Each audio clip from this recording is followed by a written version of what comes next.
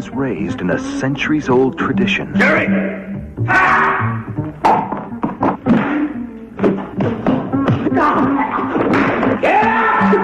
Tutored in the ancient arts.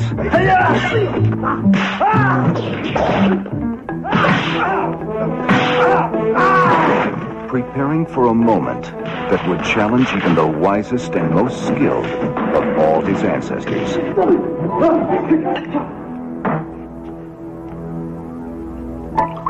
You're ready for Texas. We are breaking balls over here! Jackie Chan is going to the Big Brawl. Behind you! I know. I'll be the last man standing when it's all over in that town in Texas. Now, from the makers of Enter the Dragon, comes the Big Brawl. There's a fight over here! And out of the East comes a new master of martial arts, Jackie Chan. You know yourself very well, huh? You don't fight right. He fights foreign. We may have found somebody. I don't want that boy killed. I can take it.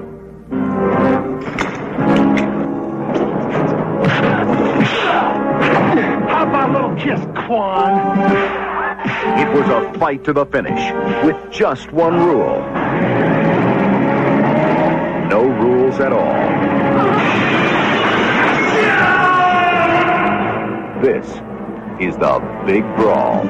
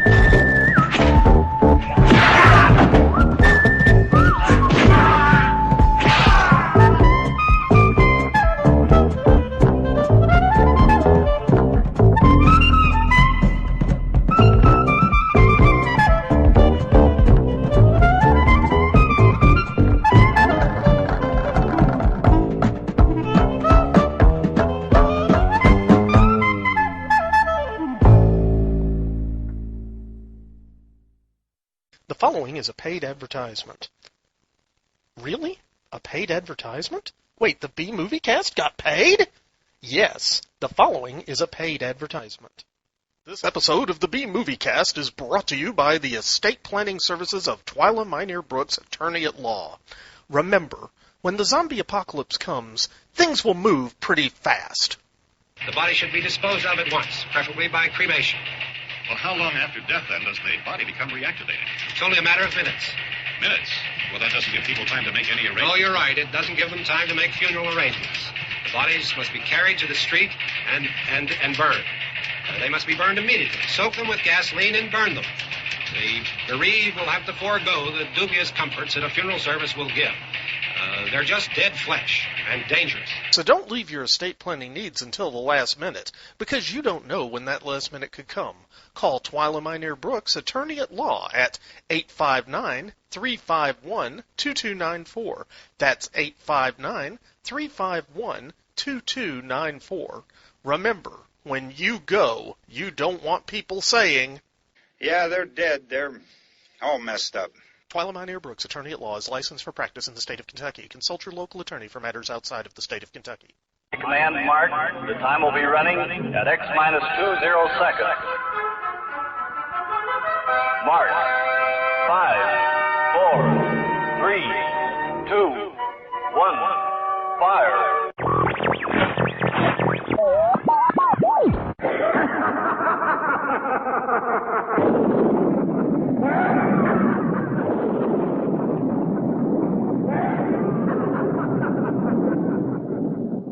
Spawned by the continuing decline and fall of society as we know it, and created on the second-floor spare-bedroom studio in the Piedmont of South Carolina. Podcasting on a shoestring budget and changing the world one freak at a time. It's the B-Movie Cast with your host, Vince Rotolo.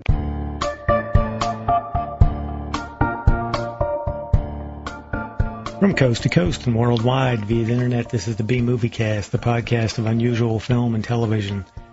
So, on with the show. Hi, guys, and welcome back to the B-Movie Clubhouse for episode 481 of the B-Movie Cast. Before I go any farther, I want to get our contact information out of the way. We love hearing from all of you, so we have a feedback segment devoted to your comments and suggestions, and this is how you can contact us. Option 1, pick up your phone and dial 888-936-0808. This is a toll-free number and a very easy way to leave a voice message. Option 2, you can make your own MP3 file and send it in to bmoviecast@gmail.com. Or use your smartphone voice software and record a call, then just send that in as an attachment instead. Or option 3, if you're not into talking, you can just shoot us an email to bmoviecast@gmail.com. Our website is bmoviecast.com, where you can subscribe to the podcast. It's free, and there you can join us on the Facebook B-Moviecast fan page and letterbox. Also, you can play the contest by sending in your answer by email to bmoviecast@gmail.com with contest in the subject line. And check out the links while you're there, or buy a t-shirt. I currently have smalls to 4X's. If you want to help us financially, there's a donation box you can click on as a supporter on the Lugosi, Karloff, Agar, and the infamous Xanadu level through PayPal. Also, the easiest way to donate is to click on the Amazon bar on the right side of our homepage. This Amazon link will take you to Amazon.com to make your purchase. It doesn't cost you anything, and you can still log into your personal accounts when you get there. It's completely private, so think about us before you buy online. So now, through the miracle of modern technology and thousands of miles of wire, server farms, PCs, Macs, the internet, and duct tape, we have our co-host from Lexington, Kentucky, author, editor, screenwriter, film producer, Nick Brown. He has a new website. It is authornickbrown.com. That's AUTHORNICBROWN.com. He is the author of the Werewolf for Hire book series, starting with Blood Curse. He's also selling a book in collaboration with his wife, Fiona, the B-Movie Cookbook. All of these are available on Amazon. He's produced 2 movies, Wretch and Loss Prevention. Both can be ordered on Blu-rays or DVDs through Amazon. He is also the producer of a 3rd film, the soon-to-be-released Fall of Usher. Today's special guest host is Michael Worth. Woo! This award-winning director has a recent release on Showtime, the beautiful film called Appleseed with Rance Howard. And if you haven't seen it, just do it.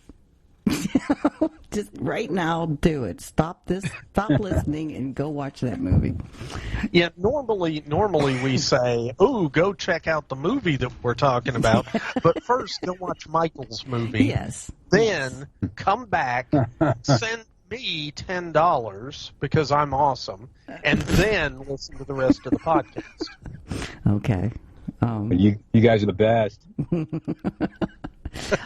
He also has some upcoming festivals. announcements. The first is his new movie called The Butterfly Guard. It's an MMA drama. And where's that going to be showing? We got a couple of festivals, and they will be announcing shortly. But because I don't know which one's going to start first, so we're gonna do that for about 4 months, and then it's gonna start streaming. Oh, so yeah. Oh, cool. The second one's called Sugar Moon Tribe. It's a rom-com. It's a follow-up to Seeking Dolly Parton. Yes. That looked interesting. I went online and watched some of it.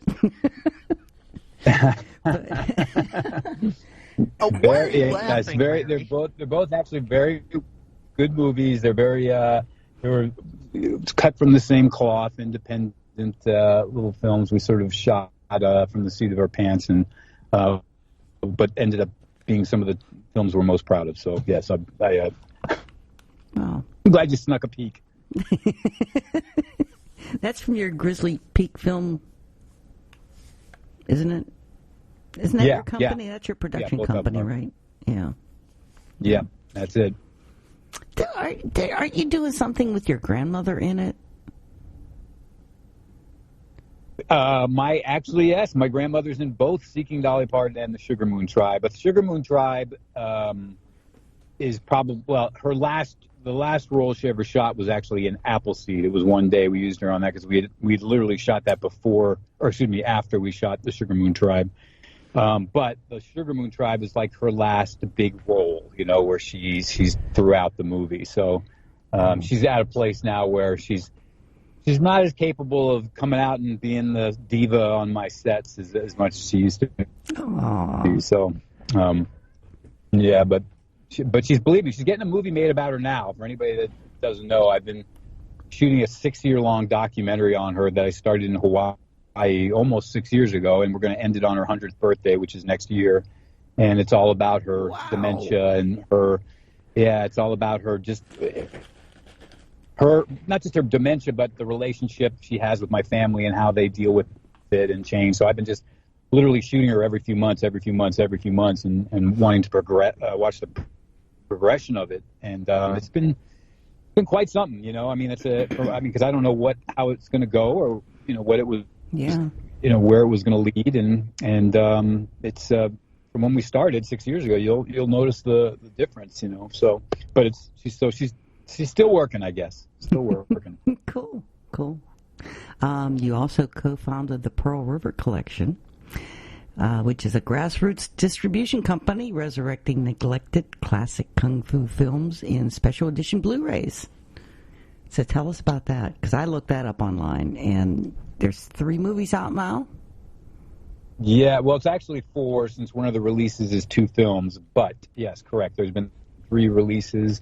The 4th one is coming out right at the end of this year. It's called Duel of the Seven Tigers, which is another classic kung fu movie. And then we'll be announcing shortly the one to follow that one up. But yeah, essentially what I'm doing is I'm running around and trying to find film elements to some of the films that I find historical or interesting, or that I know a lot of people do and just have had the neglect over the years by being, whether it was what's available to us today is from, old pan and scanned, prints that are surviving on YouTube or some DVD, or just haven't really gotten the full Blu-ray kind of love yet, something that needs to come out with a better quality transfer. And so it's let me tell you, it's like Indiana Jones, it's like you go out there and you go on these adventures and you have to fight villain film collectors and that kind of thing, but then you end up with a few treasures and Did you actually go to Hong Kong to find some of this stuff? Did I do what? Did you go to Hong Kong to find some of this stuff? Yeah, Hong Kong, Italy, South Africa, South Korea, and Taiwan, and here in the United States. But there's actually a film collector who does a lot of screenings in Oregon I've managed to track a few prints down from too. He does like kung fu screenings there, and so it's a weird. The places you find them are. In some cases, we got lucky and went to the original distributors back in the 70s that still happen to have film prints and dig a few of those up. But then once you get the film, then you got to transfer it, you got to color time it, you got to make sure it's not cut up or unedited, and if it is, in a couple cases, we get a film that's missing 10 minutes, and then we got to go try and find it again somewhere else. And so it's been years. I mean, we've been doing these for years. Sometimes a film that shows up took us 5-6 years from start to finish to get done. Wow.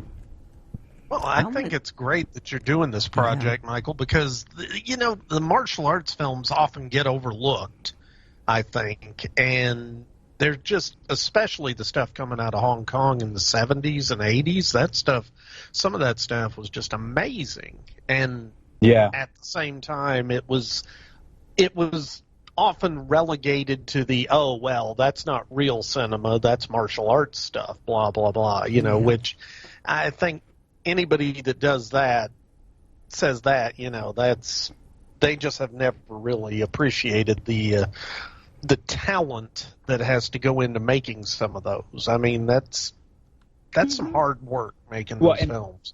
Yeah, and that's part of it. Sometimes a movie that's discarded because I'll give you an example. There's a film called The Awakening Punch that we just released in the dual set, and The Awakening Punch. What's interesting about that is some of the people that have worked on it, rather than the film itself per se. The choreographer was Yuen Wu Ping, who of course does all the Matrix movies and Crouching Tiger, Hidden Dragon. He's still around today, and actually is the father of a dynasty of stuntmen. And even Jackie Chan's in it, who we're talking about today. He pops up in one scene, beating up on a woman, and goes back into the brothel afterwards. But just like Jackie Chan, there's a number. yeah, right. Well, he was working on his character at that point. But there's a couple of companies like Arrow that's coming out with the Shaw Brothers box sets, the volumes, which will be amazing. And Eureka, I think is it Eureka? Might be Eureka, is coming out with another set called, I think it's called Cinematic Vengeance. There was a director named Joseph Kuo who did a number of great kung fu movies. They were all independent films, and they're coming out with a 6 or 8 disc box set that's got a bunch of his movies. So there are a couple of companies that are starting to jump on the bandwagon, but the ones I tend to go out for are the ones that nobody's paying attention to, but they still have a huge fan base, Thundering Mantis or Seven Commandments of Kung Fu or The Hot, the Cool, and the Vicious. I mean, some of these films just slip under the radar, but the fans love them. So where can somebody go to get these? They'll be, you can find the current releases are all everywhere. You can buy, home videos, Amazon or some of the Zavvi. I'm trying to think of all the different outlets because I forget all the names, but there's a number of the company Pearl River is a sub company to VCI. VCI actually is the longest running home video company in the United States. In fact, I think they produced the very first straight to video movie. The guy that runs it now, a guy named Bob Blair, his father actually ran it back then, but they've been around forever. So I just talked him into doing this, and so it's just an offshoot of that. So they get pretty good distribution. So we get the films out. Okay, so where can somebody go to find the list of films, of these films of yours? Well, if you go to VCI Entertainment, V as in, what's V as in? Vincent. Vince, there we go. Woo! I should have thought of that one. C as in Charlie and I as in Independent. And you can go to VCI. Oh, no. Great B movies there that they've been putting out, great horror movies. So, but you'll see there are pages on there. Okay, great. Because I want to see the leg fighters. Well, Mary, I've got a copy for you, so I'll send it off to you. Okay.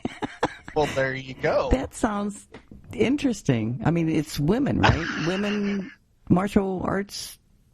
Well, there is a woman that's like the lead. The lead is a male, but she's really kind of plays the lead since her character is the more interesting and more screen time. But yeah, it's great. It's actually one of my favorite martial arts comedies, so you'll probably get a kick Oh God, I should say that. I kick out of it. Bum. Now, I got to say, Michael, because recently Marvel released Shang-Chi and the whatever 10 rings that, Right. the new one. I got to ask, have you seen that first off? Yes, I did. Okay. And second, do you think... Yeah, I saw it. Yeah, cool. And do you think that film is helping spark more interest in classic martial arts films in any way? Because I know it made me want to go back and watch a bunch of stuff. And, hey, that's why part of the reason I was like, oh, good, we're doing the Big Brawl now. Yeah, no, I actually think it does. I think in part that there's some actual classic martial arts actors in the film. As a matter of fact, I forget the character he's playing, but there's we were just talking about Yuen Woo-ping, but there's a Yuen Wah is the older guy who's at the the climax of the film takes place in a certain location, and so he is sort of the old guy that's helping teach her Aquafina to use the bow. Or, he's kind of resistant to it first. But Yuen Wah has been around forever. As a matter of fact, those who love Bruce Lee will remember Yuen Wah from both Fist of Fury, where he walks up to Bruce Lee and tells him to crawl into the park, on his hands and knees like a dog, and then Bruce punches him in the face, of course. And Yuen Wah also was the man that doubled Bruce Lee for Enter the Dragon and all the flips that he does. So those scenes where you see Bruce Lee doing a flip, it's not really Bruce Lee, obviously, it's Yuen Wah, so he's in the film. So there is a direct lineage going on with him and those old movies. So yeah, I think I would like to. Definitely is an entertaining movie, and it definitely puts martial arts in a good light. Cool. Awesome. And like I said, I just think I thought it was a really good Marvel film, but taking it out of the Marvel universe, I just thought it was a really good martial arts flick. They really did some interesting stuff with that. Yeah. So when's your Bruce-splotation Bible coming out? Oh, yeah. Yeah. I feel so sorry for my publishers, but they've been so great with me. I've put off the deadline on that probably at least a dozen times, but I just actually last week promised them that I was going to have the final copy edited version to them by the beginning of October, and I think they're going to be releasing it at the end of the year. So, yeah, I'm excited just because it's been such a long journey, and the fact that I was able to wait this long was good because I had such an opportunity to actually meet like half the people I was writing about in the book at some point or another, and now 2 or 3 of them have passed away, and so that really just made the book that much better, so I'm glad. I can't wait. Cool. No, that's so everybody awesome. out there, look for the title will be Bruce-splotation Bible? I think that's going to be the title. Who knows if they change? I will let you guys know for sure, but at this point that is the title, and I'll definitely let you know and make sure you get a copy of that too. Oh, cool. Oh, I like this one. This is a good podcast. Well, you just think it's a good podcast, Mary, because you're getting all these gifts from Michael. It's like... Oh, Nick, I wouldn't leave you out. I'm just saying. Uh-huh. So what's your upcoming production, The Man Band?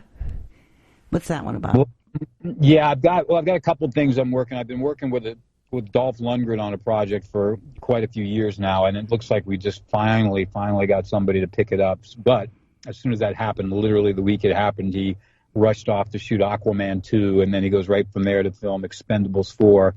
So we're probably not starting to the beginning of the year. But, as the writer, it's okay because, you still get paid before the movie starts, so that's okay. But okay, what's that one going to be called? As a little production I'm doing, that one's called Wanted Man.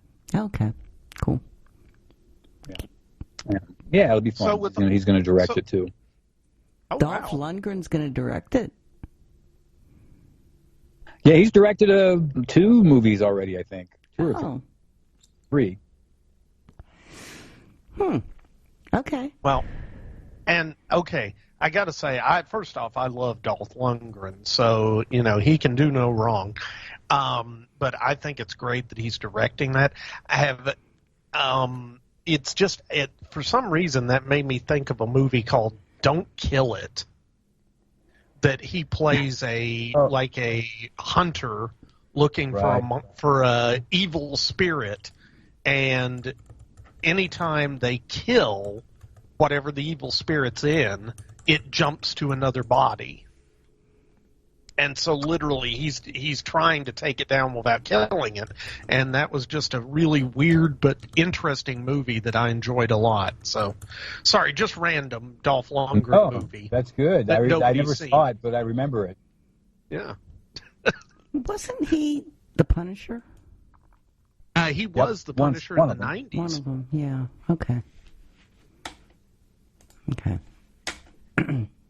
Yeah, he's he's kind of getting a resurgence. He went through a period, I think, where he was doing movies that people weren't catching on to, but now he's the Expendables with Aquaman. I mean, he's back in demand again. But he really, it's kind of funny because I think his tendency is to want to do more offbeat movies. Like he would like to be doing things with a little edgier, something with a little more, inclined to being against type, maybe. And so this thing that we're doing, Wanted Man, sort of was born from that. He was really trying to do. He knew what he had to do to make it sellable, so it had to have action and had to have an element. But he's really taken some risks with it. So in terms of the characters and giving me a chance to write some stuff for him that what most people haven't. So I'm kind of excited about that one. Yeah, that sounds interesting. So what's the Man Band about? Man Band. So Man Band was a story I started thinking about a few years back and tying into mostly my musings, as most of my scripts are. I don't actually get as inspired by an idea like, guy gets trapped in building with 19 terrorists or whatever. Those things don't necessarily grab me to make the movie. What makes me inspired to make a movie is when an element or a thought or a sensation or a feeling, it's very kind of core for me. So I was thinking a lot about life and how life passes you by and how sometimes we give up on dreams we have, whether it's to be creative or what have you, or these ideas that actually started when I was doing Appleseed, which is what's it like to be born and then to cradle to grave, live and die in the same house that you're in. A good friend of mine who I knew really well, I've known since I was a kid, passed away, and he had grew up and passed away in the same house. And so all of these elements came to a story I had about these guys in high school that started a band. And they of course, were going to go places with it, and they really were excited. And then after high school, they all kind of broke up and went off and did their own things. And now here they are 30 years later, almost 50, and they're like, let's start the band up again. We got to do it, because they realized their dreams. They let all their dreams go. And so now they're trying to do it as these middle-aged men and realizing that all the issues that come up as they try to form the band together again. And one of the leads in the film, I'm writing it for a number of actor friends of mine. One of the leads is another guy I grew up with named Michael Coons. And Michael was the lead singer for a band called Law's Rocket back in the 80s. So he's open for Def Leppard, Metallica. I mean, he's done the touring stuff. So it's kind of using a little bit of his life melded in with my story to make this happen. Cool. So you're filming that right now? No, we don't start for another probably about 8 weeks. Oh, okay. See, you're so busy. You're making me tired just listening to you. I was going to say, I don't think Michael's doing enough. He needs to find a couple more projects to take on. So. Wow. Well, I do overdo it sometimes. I can tell you, and that's if I was going to be candid with you guys. There are times where I stop and I look on, why did I do so much? And I got try and finish it all, But it's I'm glad that in the end. But sometimes I do catch myself doing that. I'd lose track of everything if I had that many projects running at the same time. That's overwhelming. See, and I get tired if I have to do laundry and take the dog for a walk in the same day. So, this is ridiculous. That's very true. I'm glad you had the time to talk to us today. Oh, my goodness. I'm so happy. It's been such a long time. I love listening to your show. When I travel, I listen to it all the time, and I'm grateful to be asked. So, yay. Cool. By the way, what the listeners can't see is that while Michael's on the podcast with us, he's actually freehand writing another script, and he's running on a treadmill. Yeah. It's really, this is part of the multitasking. Yes. So yes, because as you all know, he's managed to keep in shape all these years on top of everything else. It's.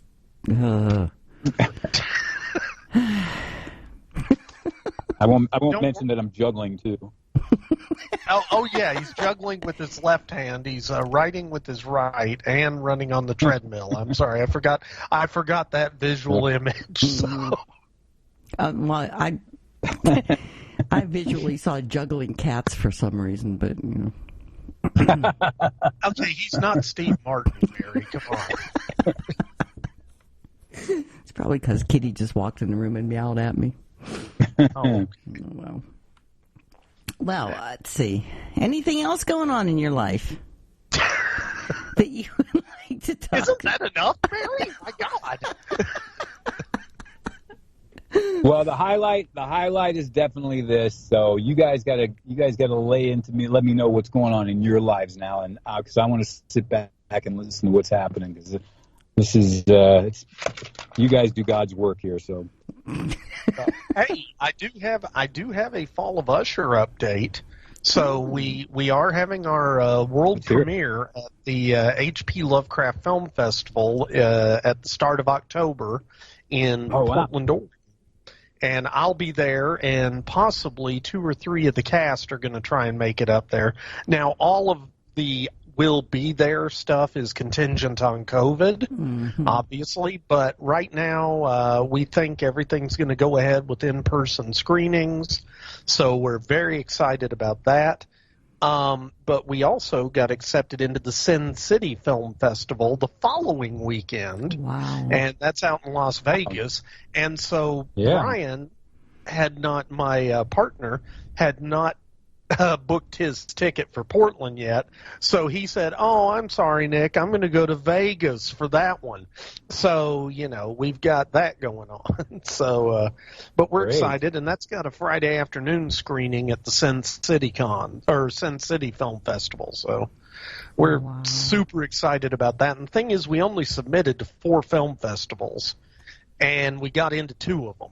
50%. That's great. Look at that. That is. And we haven't heard from the other 2 yet, so who knows? Cool.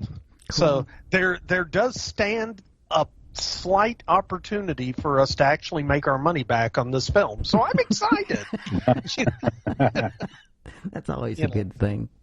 Hey, but that's the big thing I've got going on. And Mary just had a birthday. Dun, dun, dun, dun, dun. Why did you just... love it, the birthday girl. Yes. It's just birthdays aren't the same when you can't get together with all your friends and party. It's just not as much fun. Wait, Mary, did you just celebrate your birthday by yourself with your cat? No, I went out with a couple friends, but we're just not all getting together in one big. We're like, I'll be like celebrating my birthday for the next 2 weeks as I get together with people. Individually, because, we don't want to. South Carolina is running from 3,000 to 6,000 COVID cases a day, so we're trying to stay safe. I'll tell you, just so you guys know, I had it twice. So, whoa! I don't know how I got through my defenses somehow. I don't know how, but I went through that sucker twice. Oh, my God. Well, we're really glad to have you on the show. Really? That's right. Wow. I mean, on top of everything else, if COVID really got you, then who would finish all these movies and books? I mean, half of Hollywood would collapse. It's true. Nick, I'll sign you on to finish those, since you're going to get us into 50% of the film festivals. Hey, there you go. Did you get a distributor for yours yet, Nick? What? Oh, you're so cute, Mary. A distributor. Okay, let me tell you about distributors, Mary.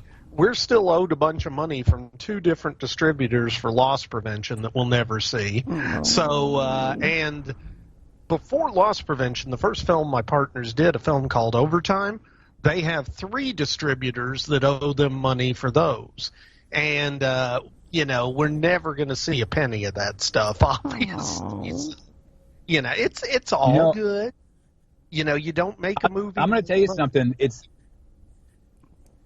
No, but sorry, I didn't mean to cut you off there, Nick, but you're right. You're hitting on a subject that's very near and dear to me, and I can tell you that is so common. I know, being out here in Los Angeles, I talk to these people all the time, and I actually a friend of mine, a guy named William Shockley, you guys might remember from the Dr. Quinn Medicine Woman, and and he was in Showgirls. Yeah, so he's actually starting a company. He's already started it, where they're going to be the sort of film-friendly distributors, because it's all made by filmmakers trying to help other filmmakers to get their movies out there and get the money. And so that was the whole reason he started, because he started making films, and it was the same thing. His movies were all owed. They were all they'd give a film to the distributor. It's like, sorry, didn't make a penny.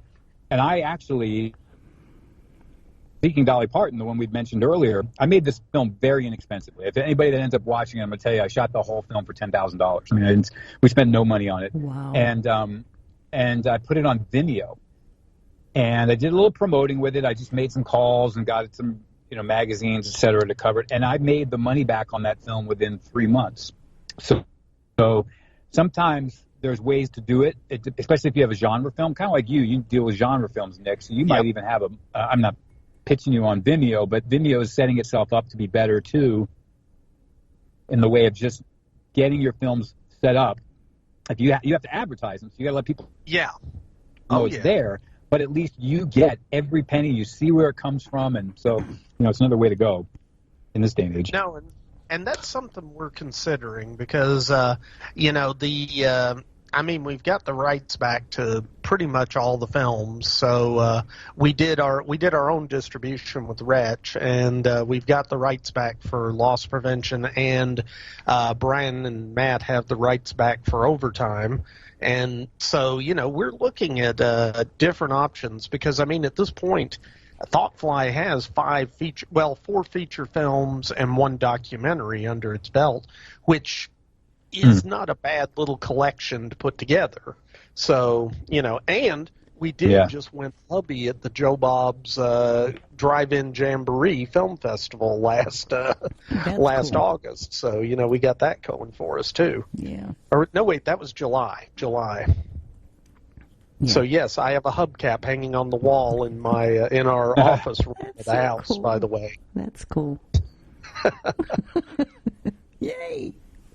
But yeah, we are seriously looking at just taking Fall of Usher and running with it ourselves, because of the way we've been burned on a few of the distribution deals. Yeah. And if we do, that's actually Vimeo is a platform that we're considering, because you're not the first filmmaker I've talked to who said how good Vimeo is to work with and how well they've been able to do on it if you put a little bit of work in on the backside yourself.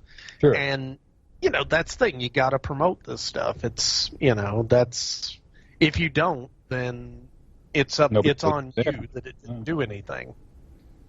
But so that's what's going on with me. Mary, other than your birthday, what else is going on with you? Nothing. Everything. Oh. I've got so many things going on that I can't keep track of them. Fair. Stuff. Yeah. I did decide I am not going to do the outage this fall. Good. Yes. I was going to strongly encourage you not to. Yeah. So, and for the listeners who aren't familiar with the outage, so Vince and Mary worked for nuclear power plants in the Carolinas, and every 18 months or so, a nuclear power plant has to refuel. And so what they have to do is take out spent fuel, put in new fuel, and basically overhaul the entire reactor core and everything. And this is a 6, 8, 10 week, however long it takes process, but it's all hands on deck, 12 hours a day, 6 days a week, because the entire time that they are doing this overhaul and putting the fuel in, the nuclear power plant is not generating power. And so that's kind of an issue for a nuclear power plant. Oh, yes. So there's a lot of pressure to get it back up and running. And how many years have you been doing the outage, Mary? 20. A long time. 25. Yeah. So, Yeah. and that's every 18 months. Yeah. And, you know, Mary goes into a black hole, and I'll message her, and I'll get sort of what sounds like a drunk dial response. And that's because, you know, she's been working 60, 70, 80 hours in a week. Yeah, 80 and you usually. just don't need that, Mary. You don't. You know, It's money's not the great. hours. It's more the... Seriously, for me, it's the pandemic. Because there are people coming in from everywhere. And, you know, I just don't... I have no immune system. So Yeah. I don't trust people that, you know, yeah, I'm vaccinated, and then they cough on you and you get it. So I don't trust them. Yeah, So, I don't blame you. Yeah, that's the big one. Anyway. Yay! Well, anyway.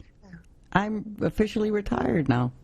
Well, congratulations, Yes. Mary. Not only did you just turn 22, but you've retired. And I think that's awesome. Yeah. And I hate hearing retired people say, I don't know what to do. I'm so bored. It's like listening to 10-year-olds saying, I'm bored all the time. It's like, geez, there's It's so fun. much to do. And the funny thing is how many people in the workforce are talking about working to retire. You know, it's like, I'm doing this to get to retirement, and then they get there. And it's why I have a strange relationship with that is because in my business, and it's true of most people in my business, I think, you don't want to retire. You get retired.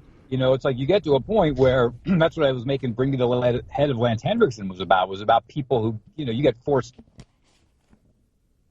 So it's sort of like you're in a hustle to get as much in as you can because, you know, we all want to be Clint Eastwood. We all want to be doing Cry Macho in our 90s. You know what I mean? It's like, but that's not what's going to happen to the vast majority of us. So, but you're right. The normal workforce people, they're working to hit that age and then retire. And then they get there and then they're like, what do I do now? Mm-hmm. Yeah. Well, that's like, for me, you know, I want to retire from my day job just so I can focus more on the good stuff. You know. Yeah. So, exactly. But speaking of the good stuff, Mary, do we want to do the contest? Oh, okay. Oh, okay. I forgot about that part. See, that's why I'm here. This is called producing. Okay. Good to know. Good to know. Sure, why not? Well, okay, the answer to our contest was Enter the Dragon from 1973. Whoa, what was the question? It was a photo on the contest page. Oh, all right. Mm-hmm. And, okay, bear in mind, I had a different photo selected, and then during the last episode, Mary griped so much that we had so few entries because I made it too hard that, you know, and this is the thing, folks. If I make it super easy, then Mary's like, you made it too easy. No. If I make it too, yeah, Mary, don't make that noise. I don't you know do that's that. true. Oh, I never do that. Oh, sure, whatever. And then if I make it too hard, it's, Nick, you made it too hard. You know, we only had 687 entries this week. Well, we only had a week, so, you know, I wanted to make it an easy one, so it, you know. Yeah, well, okay. It's only so been a week, and you haven't even uploaded the last podcast. That's because I haven't edited it, Mary. I've been busy. Okay. I'm like Michael in some respects. I'm doing a lot of stuff. I know. But you didn't have to out me for not having uploaded the new podcast. Well, people were like asking, you But yeah, like well, Nick, do you get to edit it too? Because then you could just kind of snip this part out. Well, that's it. I will probably cut this part out. Only I will forget to do that, and so this will make it in. Well, so okay. there you go. Our first movie today has been donated by Patrick Kelly. It's a DVD of World War Z, and according to Patrick, I know. This 2013 film features Brad Pitt frantically traveling the world searching for a cure for the zombie pandemic. It's based on a 2006 novel by Max Brooks, son of Mel Brooks. I didn't know that. Yep. World War Z also features David Morse as an ex-CIA agent. So, the winner is Brenda. Cool. Brenda McNeil has won Patrick Kelly's movie. Cool. So, congratulations. Brenda. And let's see. Okay, our second movie has been donated by Daryl Majeski, the creator and editor of Scream Magazine. It's the 2013 DVD of Malignant. Fangoria calls it a twisted and unsettling story of the dark side of science. It stars Gary Carnes and Brad Dourif. The story. Oh, I love Brad Dourif. Oh, Brad. Yeah. Love Brad. It's a story of a grieving man who falls victim to a rogue scientist who uses deadly methods to cure addictions. Unaware that he's become the latest experiment, he passes out from drinking and wakes up to find stitches across his chest and a gruesome video showing a murder. The DVD contains a 35-minute documentary called Surgery for the Soul, and it also has interviews with Gary Cairns and Brad Dourif and some behind-the-scenes footage. So, I did a movie called The Storytellers, and it was with Brad Dourif. And I remember my character was like this, playing this guy that was totally just crazy out there, frantic kid who's like just out of his mind trying to fix all these things he's breaking and that kind of thing. So I was just always in this sort of hyped up. I remember I was sitting doing a scene with Tippi Hedren, and we were at the table, and I was like, in between takes, I'm still like acting nuts. And I remember I looked over, and he was sitting next to me, and he was just staring at me, and I just looked over at him, and he went, "You're weird." And I always remember that coming from the guy from The Exorcist 3 and One Flew Over the Cuckoo's Nest and all the nutty movies he did. I was going to say, when Brad Dourif calls you weird, man, you got some problems. Yeah, that's scary. I knew I was on the right track. Okay. The winner of the movie is Don Falcos. So congratulations, Don, and I will get that movie out shortly. All right. Let's see. The third prize is the mystery gift from Kenny B. Santito. Guaranteed. All right. Guaranteed to be worth more than the 2 minutes it took you to enter the contest. It's guaranteed to be a DVD or a Blu-ray, a book or magazine, and some knick-knack or something from south of the border, a perfectly legal something. And again, if you win... Well, that's disappointing. Yeah, really. If you win, you have to tell us what it is, because I am really curious. And the winner is Tom Jackson. Congratulations. All right. Okay. Today's film's a Michael pick. It's the martial arts action comedy called Battle Creek Brawl, a.k.a. The Big Brawl from 1980, directed by Robert Clouse. There's a clues. I'm not sure. Clouse. Okay. Yep. It's the toughest street fighter contest set in the 1940s Chicago, though it was filmed in Texas. It's Jackie Chan's first U.S. movie, and I cheaped out and watched it streaming on Amazon. Well, I'm sorry to hear that, Mary, because the audio on the Amazon stream is awful, but carry on. Oh, mine wasn't that bad. Oh. Huh. Okay. Oh, my. Well, anyway, Well, I loved it. Oh, it's fun film. It just... And what did you like about it, Mary? As much as I don't like Jackie Chan's comedy part in it, I liked it.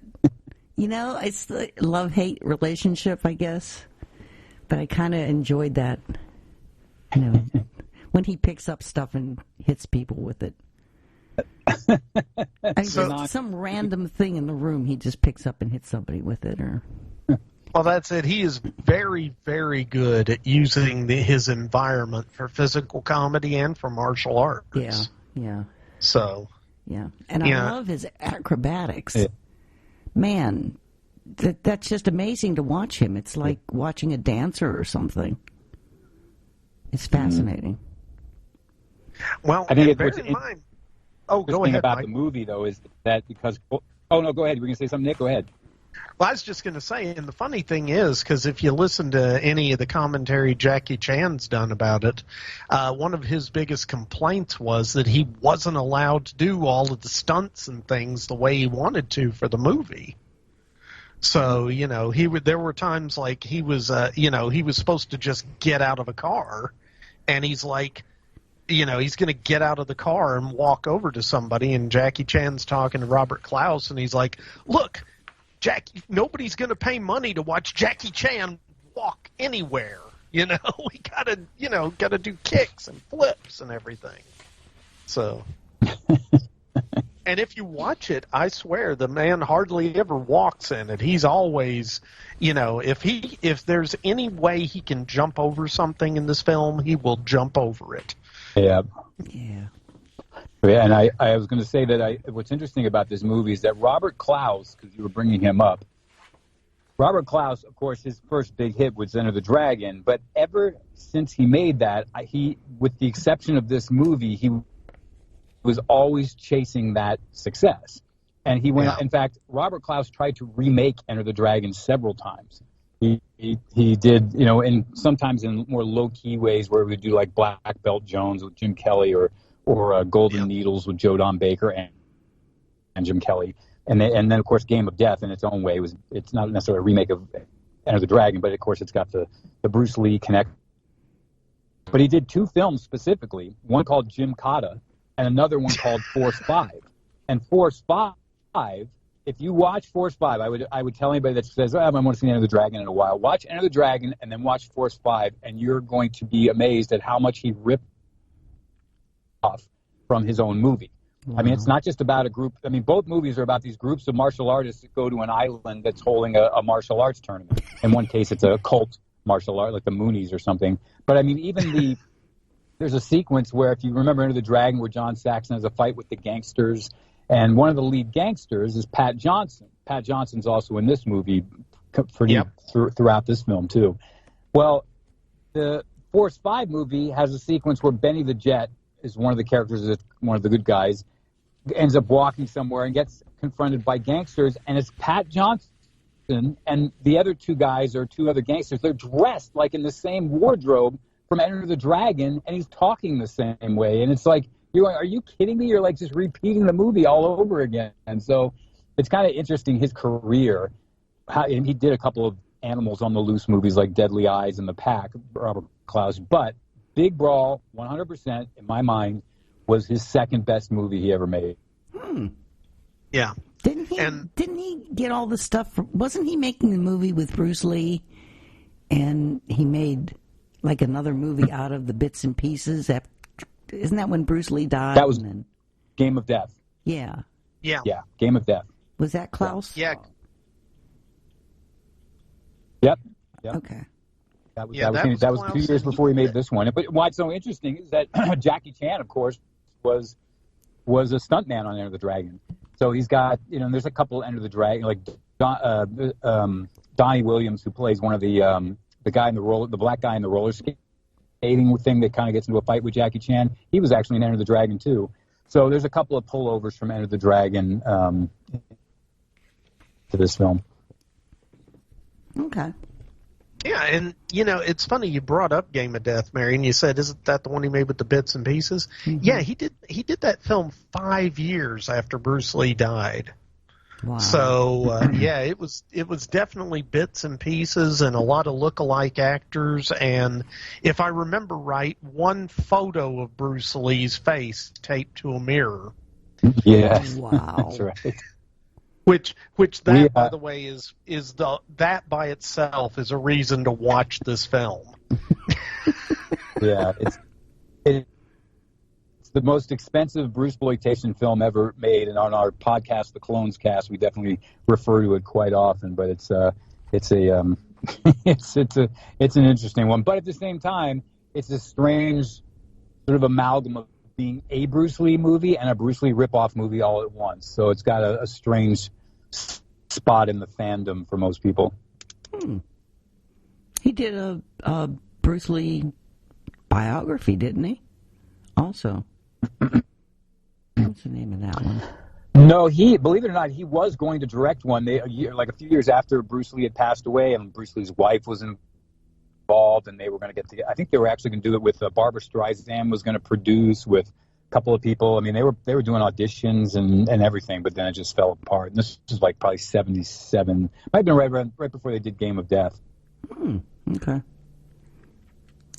Okay, was he really deaf? How can you be a deaf director?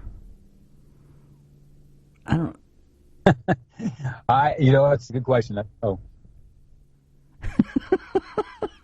I just think that would be really hard. I mean, you can't hear anybody. You can't hear if they're doing things right or.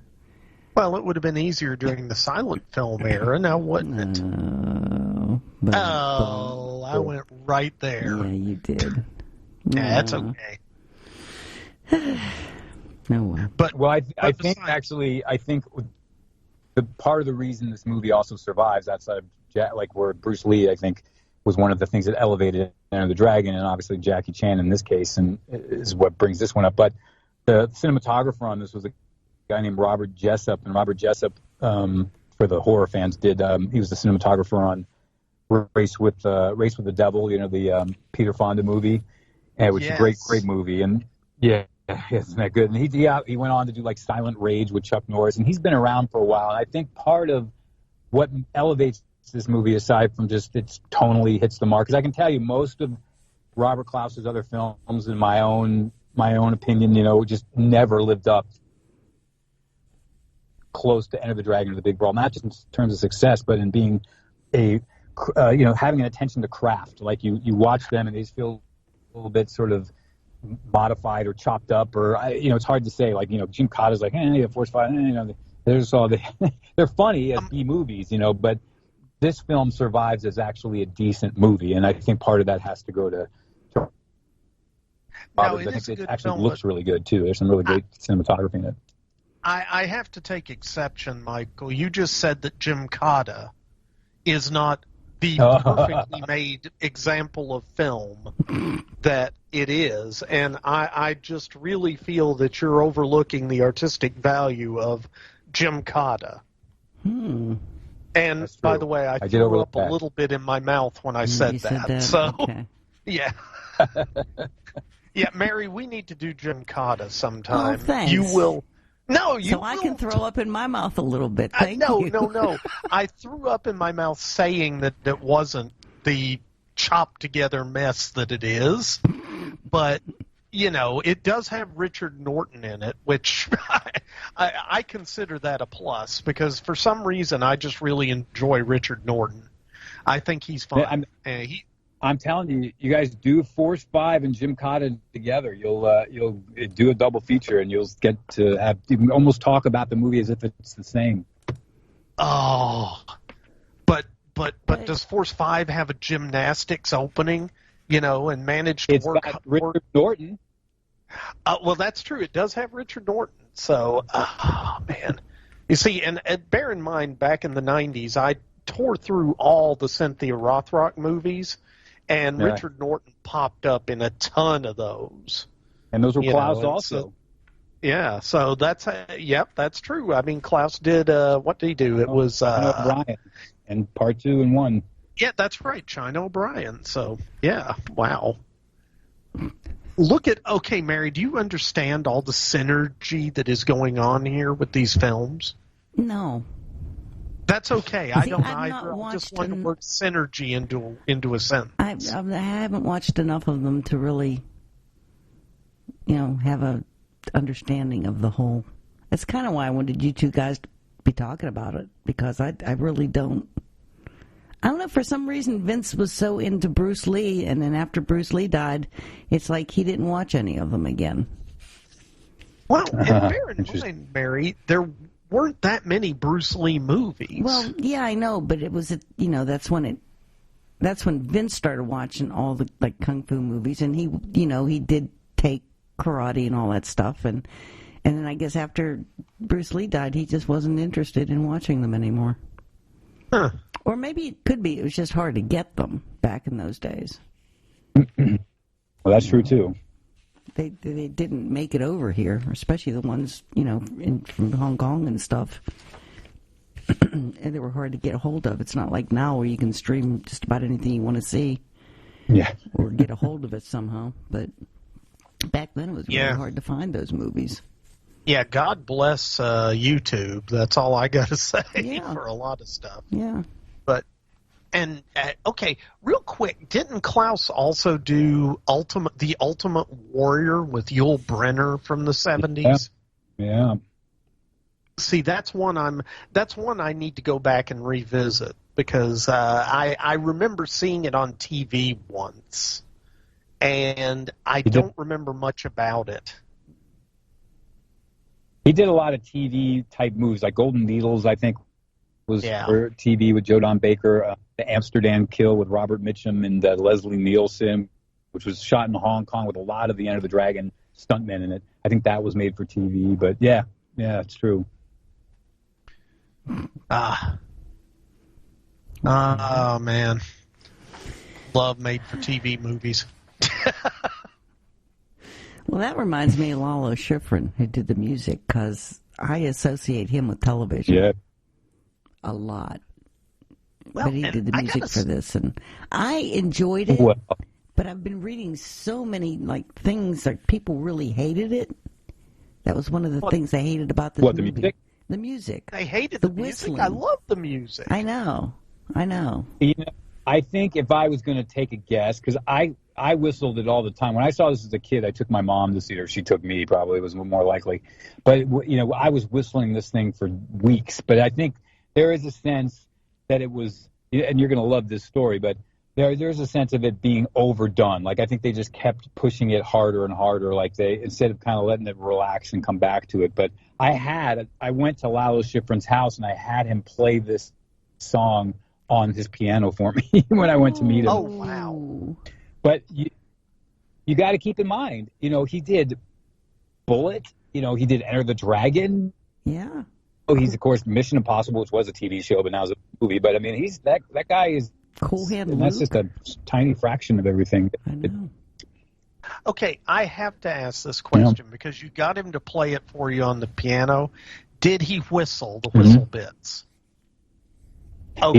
He didn't whistle, but luckily I did get it on video. So we shot it for an upcoming documentary. I got him to play Enter the Dragon. I got him to do Bullet. Oh, so it's great. Wow. Wait, another upcoming documentary? Yeah, this is the one I've been working on for a number of years it's actually on the Bruce Lee, the Kung Fu craze after Bruce Lee had passed away. And this is where with this whole thing we underwent this whole process of getting these movies was when we started this documentary. So, but yes, we interviewed him and filmed him as well for the movie, since his music gets stolen quite often and placed in these Kung Fu movies. Oh, okay. Cool. Yeah, I kind of noticed that in some of them too. In my mind, I like to think they were purchased with the correct rights and everything else, but yeah, it was just stolen. Yeah. Have you ever met Jackie Chan? Yeah, I went to dinner one time with him. It was actually a lot of fun. It was in Beverly Hills. I just sat there around the table with him and a bunch of his friends, and I don't know who the heck was there half the time, but just listening. It was a very kind of strange night, but it was I'll always remember having dinner with Jackie Chan one night. Wow. Is he funny in person?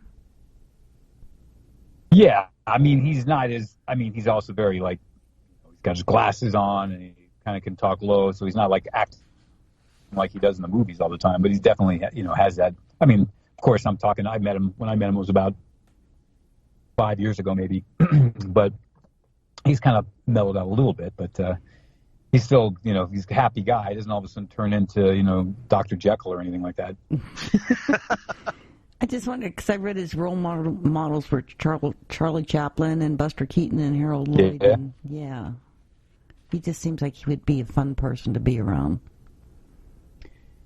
Yeah, I bet he would. I mean, he had a really, actually, historically, a real interesting in history with Hong Kong cinema. He was one of the leading protesters against the triads being so involved in the film industry, and there were times where he was even, they were coming after him back in the day. He had people like Jimmy Wong Yu have to come to his defense. And people realize, somebody's going to do a book on it one day or a movie on it one day, but the Hong Kong scene, the cinema scene back particularly through the 70s and even into the 80s and 90s was really run by the triads. Wow. The right way and pay the right people, or see you later. And that's a lot of people still tie Bruce Lee's passing into that. So what's that? Wasn't he here for a while in the States just to get away from them? Yeah, he had a place here for a while. I think he was like in Australia. He had a place too. So he had a couple places he was bopping around and living. You didn't really know exactly where he was. Jackie Chan became so successful. He's next to maybe Donnie Yen and a few other people, he's by far the most successful Hong Kong actor to come out of there. Okay. I think I read that he was in exile from Hong Kong because of the triad. And his wouldn't surprise me at one point. Yeah. Yeah. And his former employee, Wei Lo. Lo Wei, yeah. Well, Lo Wei is the one that we mentioned. We kind of talk about Clouse. What's so interesting about the Bruce Lee connection is Bruce Lee was only directed by two directors in his films, and that was Lo Wei, or Wei Lo, as you sometimes say, reverse it, first name, last name, and Robert Clouse. Those were his only two directors. And both Lo Wei and Robert Clouse tried to make Jackie Chan's starring vehicle for Clouse here in America with the Big Brawl. We're about to talk, or continue talking about. And then Lo Wei did New Fists of Fury, which was a sequel to Fists of Fury. And in both cases, they were his, like in the case of Lo Wei and New Fists of Fury, it was Jackie Chan's first starring role. But they tried to make him like Bruce Lee, which he wasn't. And even, so it looks like a very awkward performance in the movie. Yeah. And it wasn't until a few years later when he did Snake in the Eagle's Shadow that he became a huge success. And then with Robert Clouse, here he is trying it with the Big Brawl. It didn't quite work yet either. It wasn't until later with Rumble in the Bronx that, Jackie's success kind of got situated here. But it's very interesting. It's just sort of funny how Bruce Lee's two directors ended up trying to get Jackie Chan, who was a stuntman on both movies, to be a star. Yeah. They have totally different styles, though. Yeah. Well, just to point that out, Jackie Chan said when he's asked about that, he says this, he goes, I'm different than Bruce Lee. He goes, Bruce Lee never get hit. Jackie Chan always gets hit. That's pretty accurate, actually, now that I think about it. That's true. I think it would be hard because Jackie Chan didn't really speak English when he did this movie, so all his lines are spoken basically phonetically. I think that would be really hard to do a movie like that. I know he understood what he was saying, but that would be difficult to get your timing right and try to learn lines in a different language. Yeah, I think that would be ridiculously hard. Mm-hmm. Yeah. Anyway. So when did Jackie Chan get his plastic surgery? What? When did he do it? Is that what you asked? Yeah. When was it? Before this movie? Yeah, it was before. Yeah. You'll notice it in his earlier films when he was. It was after New Fists of Fury, because you can still see his face is different, his eyes are different. Okay. But so I guess that was 76, 77. I'm going to say, probably around 77, 78, I would guess. Okay. Now I want to go back and see some of the earlier films and see what he looked like. Well, just pause really quick and Enter the Dragon, and you can catch a quick look of him. I didn't know he was in it. What scene was he in? Well, he was in a bunch of scenes. But yeah, he's in a couple scenes. Okay. You can tell. The famous one, Nick.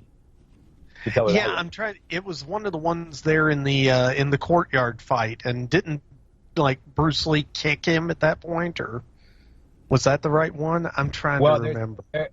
He actually gets one of the best paused close-ups of any of the stuntmen, because, I mean, just by chance, you know, who would have known?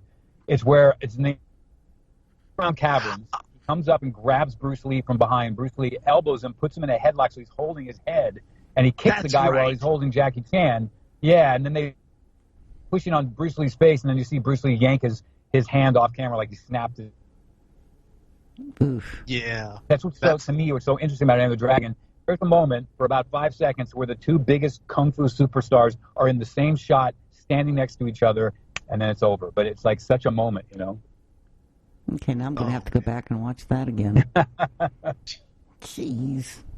Well, that's the nice thing about Enter the Dragon. You can go back and watch that again and again and again and again. It's very watchable.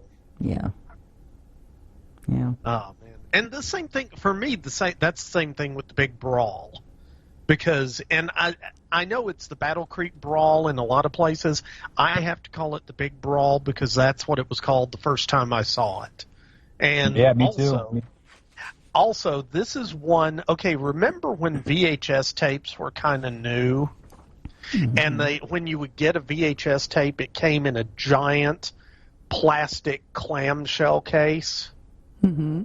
Well, I actually have the Big Brawl on VHS in one of those big clamshell cases that I bought from a video store when they were having a closeout sale when I was about 18. And so I've had a VHS copy of this movie for about 33 years. And I still have it. It's on a shelf at my house. And I don't even have a VCR to play it on anymore, but I have it. So, you know. Well, is Jackie Chan from Hong Kong? Was he born there? Yeah, he was. He's born in Hong Kong, and you know, he started working when he was 17. You know, doing stunt work. I mean, he was flourishing. You'll see him through a bunch of Golden Harvest movies and other films at the time. Probably about since 1970, I guess. Probably about then. He was only, I think, 19 when he did Enter the Dragon. Okay.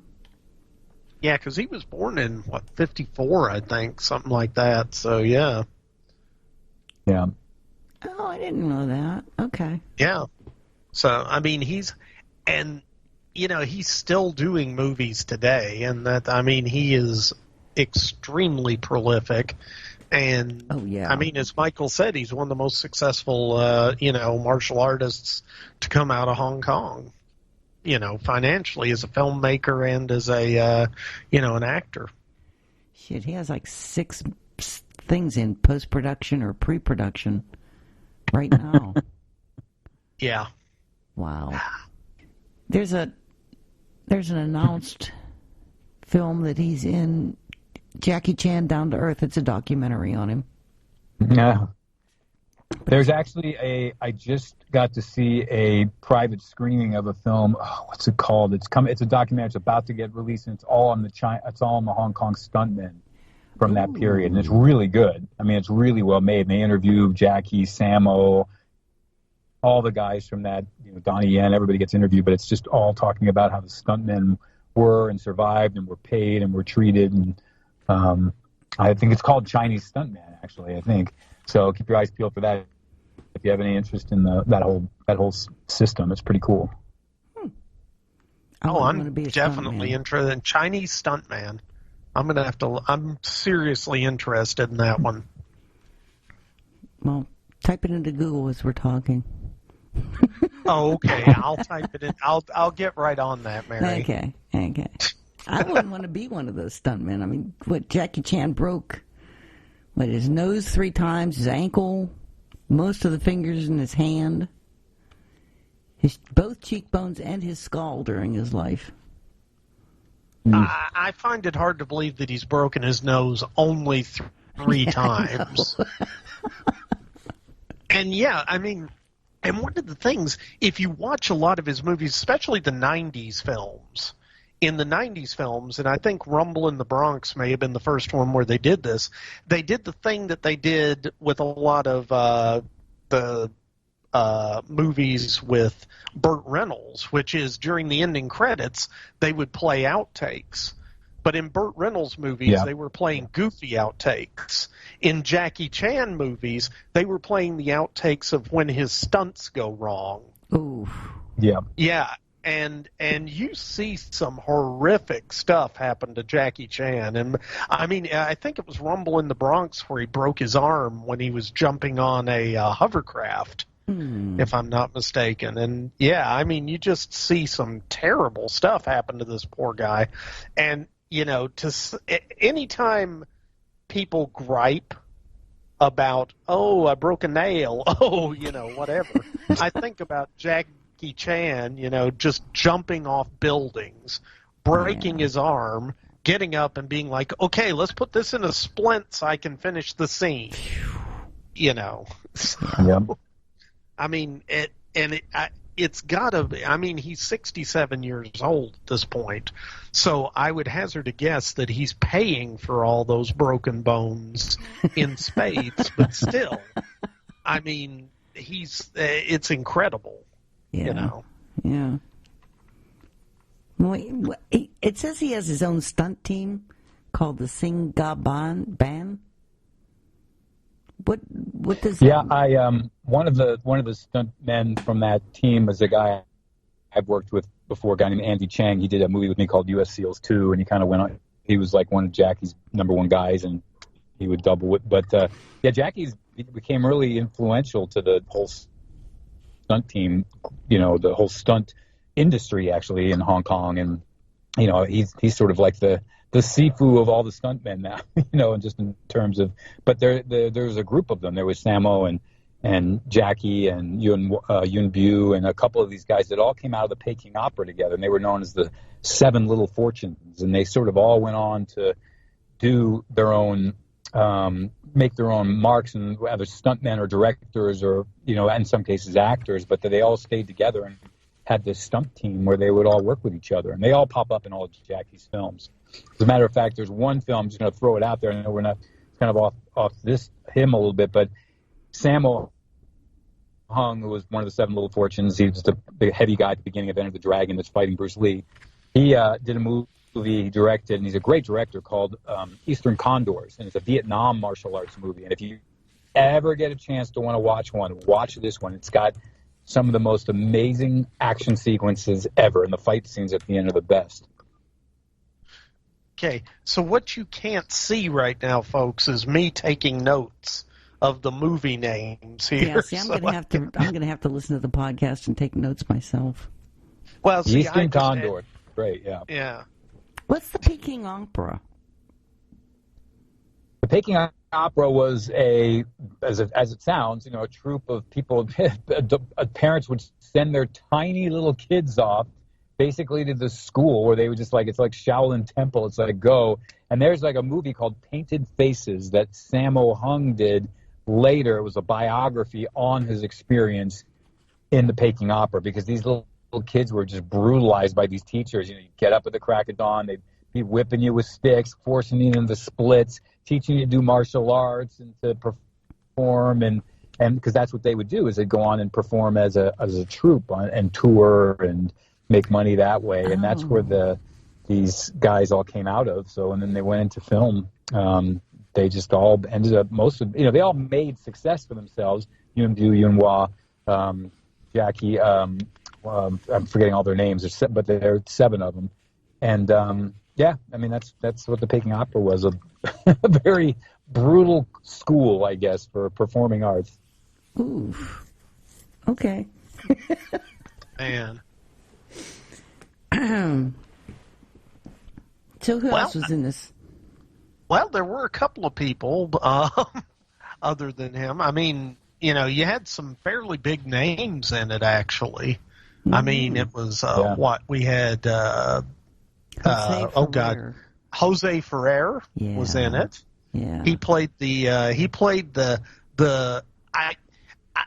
I hesitate to call him the good guy mobster. I would call him the less bad guy mobster. Maybe that would be the best way. He was the gentleman mobster. Yes. You know, he was very, okay, I'm a mobster, but I'm also fairly polite about it. Mm-hmm. You know, that was his thing, you know, and he's Jose Ferrer. I mean, he's been in everything under the sun, but, you know, I'm sorry? The King Mutiny. Yeah, among other things. He was in Dune. He was in the first Dune movie. I say that because we have a new Dune film coming out in October, I believe. Right. So, you know, which this one may actually not be as, I hesitate to say offensive as the first one, but to anybody who read Dune, the first movie was kind of offensive, at least the non-director's cut. If you get a hold of a 3-hour director's cut version, it's actually a lot better, but sorry, I've gone off on my Dune tangent there, which I will do at the drop of a hat if you bring up Dune. but yeah, he was in tons of things. Yeah. And who else was in an Academy Award? Yeah. I think I think that's one of the reasons this movie was good, was because there were actors that were good. Well, yeah, there were really good actors in it supporting, you know. And, yeah, Jackie Chan's English may not have been the best in the film, you know, and he was working hard, but he really did there was a good cast supporting it. Yeah. You know. And his character's so endearing in this, and the movie's played so sort of silly 80s for laughs without pushing it too far that you could, you know, have cared less, right? Yeah. Yeah. Yeah, and that's true. And I tell you, some of the heavies in this, like you had Lenny Montana, and he played kind of the big enforcer guy for, and it's funny because he worked for Jose Ferrer's character, but it was actually his nephew Ligeti that he was really the guy backing him up for most of the time. It was like he was the watchdog for him, and Lenny Montana was just this big fella, and he was in The Godfather, actually. Yeah. He played Luca Brasi in that, you know, which I always think it's funny about The Godfather that, you know, they kept, especially if you read the book, they all talk about, oh my God, Luca Brasi is so dangerous, and then immediately he just gets killed. Spoiler alert. You know, spoiler alert, if you haven't seen The Godfather, which will be 50 years old next year, too bad. I just spoiled it for you. Luca Brasi sleeps with the fishes. So there you go. He started out as a wrestler, didn't he?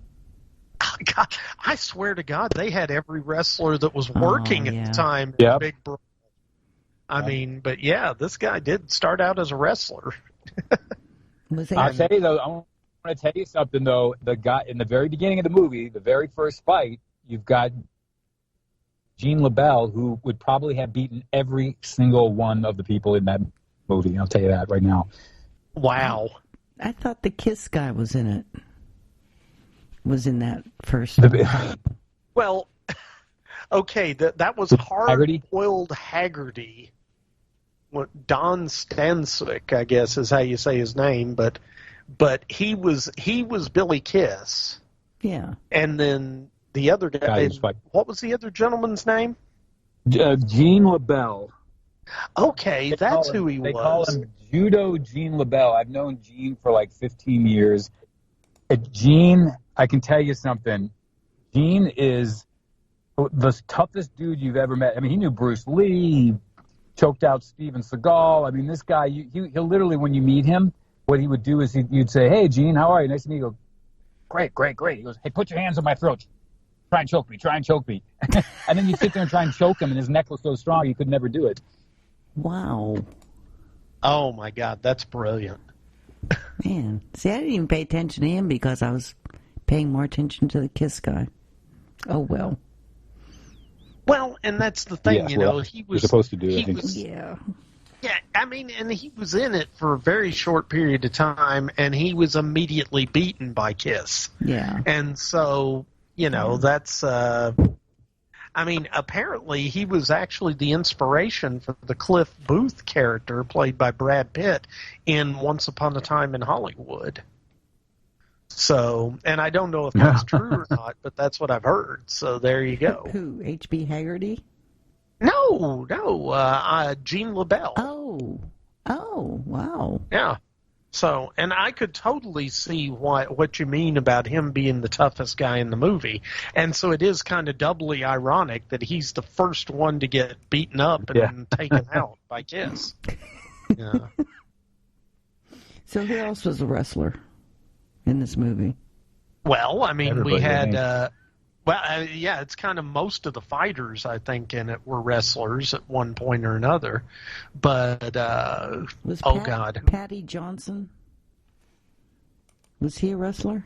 Pat Johnson was one of the gangsters, the little guy with the mustache. Oh, was in Enter the Dragon. He's the referee in the Karate Kid. He's been around. Okay. Okay, so he's more into... Okay, he wasn't a wrestler. He was a karate person. Martial artist. Yeah, martial arts. Yeah. Okay.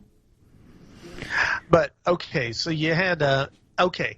talking about somebody who was a wrestler, you did have what was it? He was called Hard-Boiled Haggerty, and I mentioned him briefly. Mm-hmm. And he was Billy Kiss. Yeah. And this was, I want to say this was one of his biggest roles as a heavy. I mean, he had been, a heavy in a bunch of TV shows, and he was a heavy in, he was Tiger Man in Buck Rogers in the 25th Century. Okay, you're laughing. That's what he was called. Yeah. He was called Tiger Man, okay? So, but... I think this was his big, hey, look at me, I'm the main bad guy. Yeah. Of course, in Death Sport, he was the jailer. And, so I remember that distinctly. And see, listen, Crickets. I don't think in any of those roles he had as many kissing scenes as he did in this one. No, that's true. And it was, and it was such a creepy thing when after the fight, okay, I got it. This is making me pause for a second. Has anyone addressed the fact that from what I could tell, all of these fights were basically illegal bare-knuckle fights? Yeah. But the press was there. But they did that back in those days. At the beginning of the movie, they're having a fight in what looks like a stockyard. And, it's a bare-knuckle brawl. This is illegal street fighting, essentially. And, people show up, and there's a lot of betting on it. But I didn't realize the press pool would come in. Yeah, true. Good point. I was laughing about that because Fiona and I watched the movie the other night, and I don't think she had seen it before. And that was her first comment to me. She looked over at me and she said, Nick, isn't this kind of an illegal fight? And I was like, yeah. And she said, then why are there guys there from the press? I'm like, that's a good point. And I mean, the whole Battle Creek Brawl at the end of it, I can't see that being a, legally sanctioned sporting event. And at the same time, the sheriff and the fire department and the mayor and the entire town are organizing it. So, and it's being broadcast on the radio. So I don't know. But anyway, sorry, I just wanted to go off on that little tangent about it because that was something that stuck with me. And now I'm curious. Wonder if those were, like you said, they weren't sanctioned, but they were illegal, but they were so popular back then. Well, and, this is ambiguously set in the 1930s, I believe. Yeah.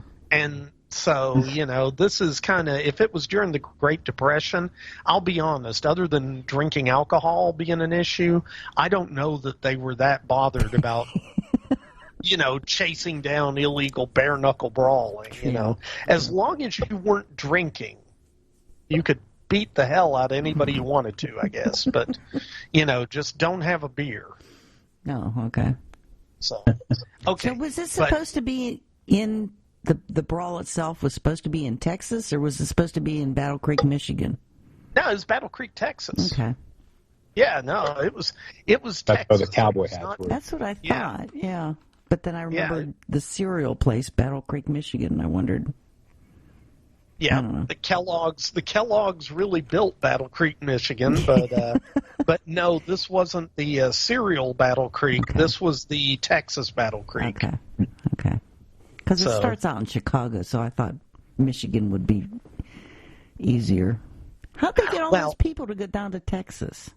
That would have been expensive. Mary, you're the only person I know that worries about the logistics.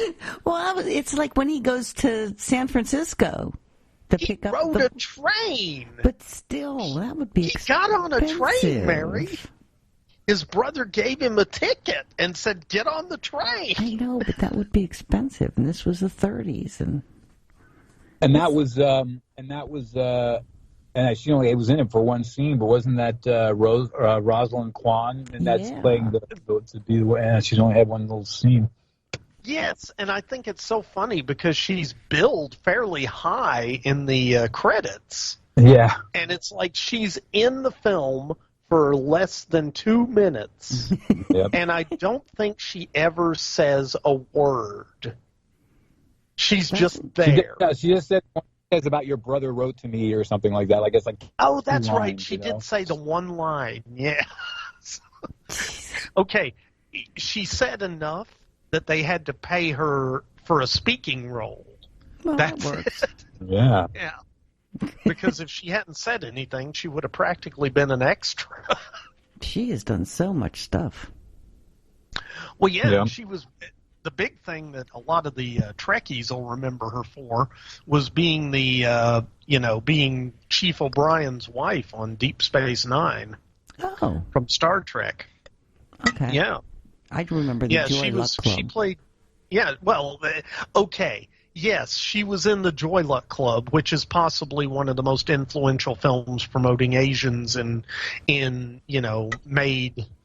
in the last 30 years, but okay, fine. She was in that, but she was also in Star Trek, Mary. Yes, sir. Let's get our priorities straight. Of course. Okay. Oh. Yeah. Well, actually, it's funny because I was reading a little bit about her, and apparently she was very grateful to the producers of Deep Space Nine because they actually let her finish work on the Joy Luck Club before she started work on Deep Space Nine, which started the same year they made and released the Joy Luck Club.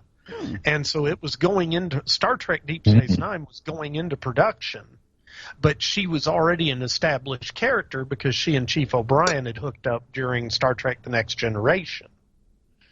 So she had a role in Deep Space Nine that she was supposed to roll into, and they probably could have forced her to pass on the Joy Luck Club because it was going to conflict with there was going to be a conflict with the shooting, but they didn't. And she was always very grateful to the producers of Star Trek for that because, it's sort of like when Pierce Brosnan was supposed to play James Bond back in the mid-'80s, and he was supposed to take over after View to a Kill, and NBC wouldn't let him out of his Remington Steele contract. Yeah. So, they ended up going with, oh my God, I'm just drawing a blank on it. Timothy Dalton. That's who it was. Sorry. Okay. And wow, this is a rabbit hole that I'm going to get us out of right now. So who else was in the movie, Mary? Christine DeBelle. Okay. Christine DeBelle. Okay, she was one of my early crushes because she was in Meatballs from 1979. And I love that movie, and I had such a crush on her in that. Okay, I never saw Meatballs. Yeah, she was the camp counselor, right? Yeah, she was one of the counselors in training. Correct. And see, okay, that's me nerding out. Sorry. If it comes to martial arts movies, Michael Worth is the expert for us. When it comes to teen comedies from the 70s and 80s, that's my ballywick, and she was a counselor in training from Meatballs. So, but yeah, she was in that. She was in Tag, the Assassination Game with Linda Hamilton. And, she did a whole bunch of TV shows and stuff like that. And then she took a long time off from about 1990 until 2012 or so. She took off to just raise her family, and she did a lot of theater work and such then. But, Didn't she took time. Out as an X-rated movie? There you go, Mary. I was going to skip over that, but since you brought it up, yes, first. I was going to say they not too many of them actually segue into regular. Well, okay. To be fair, Mary, this nicely. You're saying it terribly, Mary. Yeah, I know. But go ahead, Michael. What were you going to say? No, I was just going to say I don't think when we call up X-rated movie today, I think it's what it was for her. What she did was not anything like what we can think about today. So it was a lot more. It was more faked, even though there was a lot of nudity, etc. Where we're thinking X-rated, where it's like real. It wasn't like Triple X. It was just an X rating on the movie. Yeah, kind of like Stallone did. His career started with one of those. Did it really? Yeah, that's it. Sly Stallone was literally the Italian stallion, Mary. Okay. And then it was originally called the Party at Kitty's or something. Late night Party at Kitty. Party at Kitty's. And he was billed as the Italian stallion. Oh no. Okay. But yeah, she did Alice in Wonderland, which was an X-rated musical. Okay. So, you see, you don't even know how to respond to that. No, I don't. It was, okay, but bear in mind, this was back in, and I'm going to use this term loosely, the golden age of adult films, back when they actually made a film that had adult elements in it, rather than just a whole bunch of sex scenes strung together.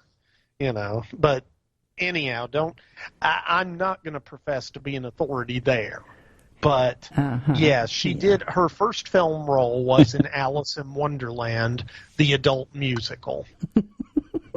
Okay. And, but after that, to be fair, when I was a kid and had a crush on her, it was because of Meatballs from 1979 with Bill Murray, not because of an X-rated movie she did back in the early 70s. Okay, we believe you. We believe you. Yeah, right. Mary, I think the title you're thinking of had balls in it, but it wasn't Meatballs. I was 10. That doesn't matter. It does matter. I wasn't raised by I wasn't raised by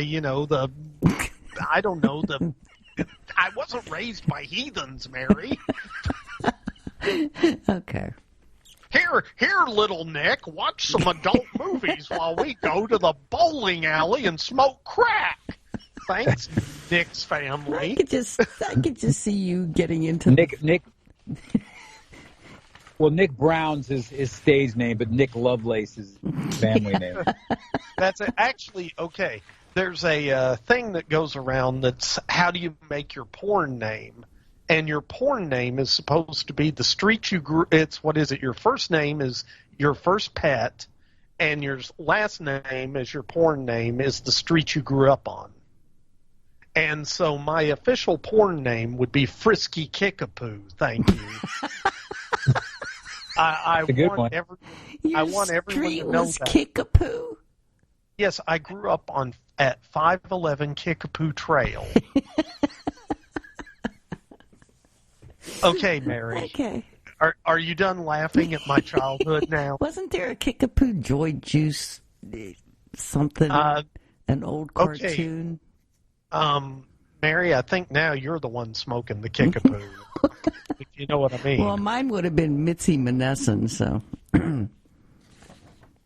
That's actually not the best. I'm sorry for I Kickapoo. know. I like Kickapoo better. Yeah. So, Michael, what would your porn name be? It would be Costello Alvarado. Oh, my God. That's awesome. Yeah, that is. He wins. You win. Costello Alvarado. I don't know about that. I think Kickapoo's got a good snap to it. Yeah, it does have some snap to it, but it's no Costello Alvarado. Come on. But anyway, yes, Kristen DeBelle was an American film actress who did one adult film, Mary. Let's make this clear. Oh, I thought she did more than that. She wasn't burning. She wasn't burning the midnight oil at the adult cinema or anything. I thought she was more like a Tracy Lords kind of person, but no. No. Okay. Okay. No, and I believe she was of legal age when she was doing it, unlike Tracy Lords. But again, wait a minute. This is not a history of adult films. We're moving out of that. Okay. Immediately. Okay. So yes. Do Mako. Is that how you say his name? Yeah, Mako or Mako, I think is how you pronounce it. Officially, it'd be Mako, but everybody called him Mako, is what I think. But I love him. He is awesome, and I remember him most from Conan the Barbarian, where he played the wizard Akiro. Mm-hmm. And he was just brilliant in that.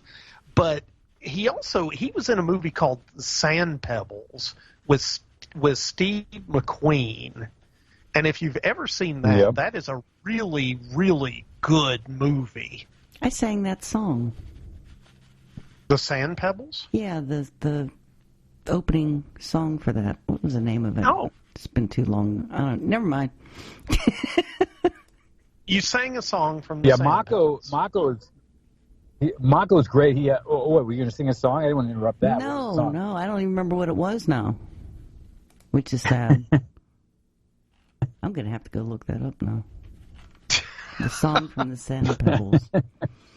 Okay. Yeah. Well, let's go back to Mako. Well, let's go back to Mako. So he was actually, his full name was Makoto Iwamatsu. And he was from Kobe, Japan. Oh. But I think everybody called him Mako or Mako in the U.S., and like I said, my first introduction to him was the film Conan the Barbarian in '82. But I mean, he'd been around forever. Yeah. I mean, in fact, he did a fight scene with Bruce Lee in the episode of The Green Hornet titled "The Praying Mantis," and he got to fight Bruce Lee. He got to fight with Chuck Norris. And an eye for an eye, and then of course here he is with Jackie Chan, so he got around. Yeah, and it's interesting how interconnected all these actors were, even if they didn't necessarily work on we had Clouse who did Enter the Dragon and the Big Brawl, so there was a lot of stuff that was kind of pulled over, a lot of actors and that, but in this case it was just pure chance, I think. So. But that's awesome. Yeah.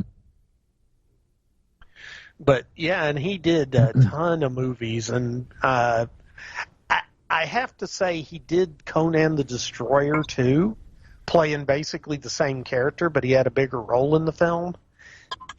Not as good a movie as the first one. But I also remember him from the movie The Perfect Weapon with Jeff Speakman from 1991. And that was a pretty good little martial arts flick. Yeah. I just remember him from television. He seemed like he was on everything. He's just such a good character actor. And I guess they always needed either a Japanese or a Chinese. They needed that character, so they always hired him maybe. But he was good. I loved him. He was like the less bumbling Pat Morita.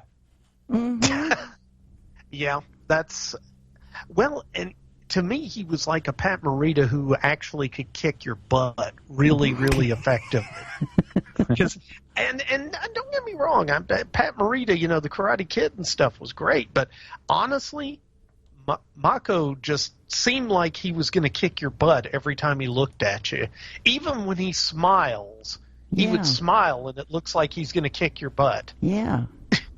You know, and that's okay. And he's great. He's great in this. I mean, I love his character in this. He has this interesting dynamic with Jackie Chan, and they're really good together in this. Oh yeah, because he plays his uncle in this, and you know he's the uncle that's teaching him martial arts, and as he says, you're the only person worthy of being taught, you know, the secrets of the martial arts that I know, and it's very, what's the best way to put it? His training style seems a little bit like the Peking opera, as it were. You know, he's you know, throwing balls at the kid. He's punching him. He's making him sleep with his training attack dummy at times. You know, but he's funny too. Oh yeah, he is so funny, and he really knows how to fight with a cane. Oh, I mean, that was my favorite thing, was the way he would handle the cane in that. Yeah, that's true. I love that scene where he's throwing tennis balls at him. Okay, so I actually made a note to bring this up in case it didn't pop up, but I studied Shaolin Kung Fu for quite a few years, actually, and got my black belt in it back in '95. But I was doing this while I was in college, and my instructor, a guy named Tom Corellis, and a few of us got together and we watched the Big Brawl. And as a matter of fact, we watched my VHS copy of the Big Brawl. Wow. And afterwards, Tom insisted for like 6 months, he would bring a bucket of tennis balls into the studio where we were studying at the University of Kentucky. And he would have us, you know, one at a time get up there and throw tennis balls at each other. And, you know, we'd have to dodge them. And he totally ripped that off from the Big Brawl. But he said, that is such a good way to train you to dodge punches. Let's do that. And so, yeah, I just remember getting hit with a lot of tennis balls. I was going to say, did you do all that wonderful acrobatic jumping that... Okay, Mary, my idea of acrobatic jumping is getting out of a chair. Okay, so no, I didn't do a lot of acrobatic jumping. Aww. I did dodge a few, but I think I got hit by more than I dodged. You know.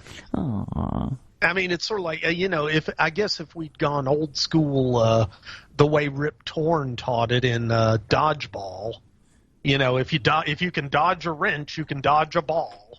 And he was throwing wrenches at him. But oof. I guess I would have learned how to dodge more. And for the record, those did not look like tennis balls. Those look like, you know, like racquetball balls.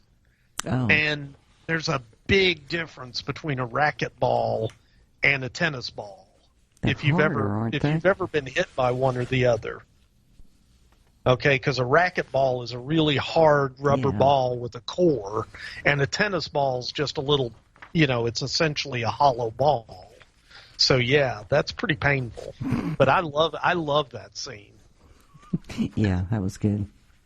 So sorry, I had to go down that tangent with it. That's okay. You know, the other thing that I thought was funny.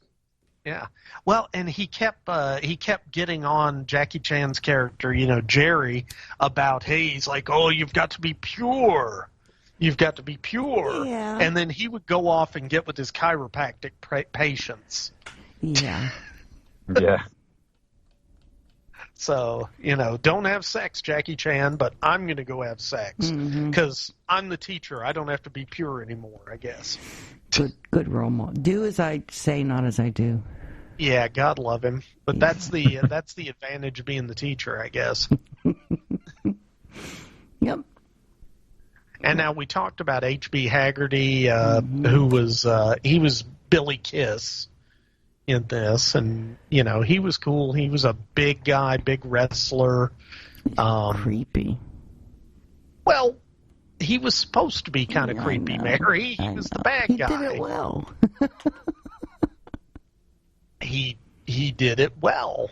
That's I wouldn't want to meet him in person. Let me put it that way. He just looks mean. He did his job. Yeah. He did. I was going to say, Mary, that's called acting. Yeah. I used to find when I was doing these, when I meet actors sometimes, that there was a strange thing. I don't know if this is literally true or not, but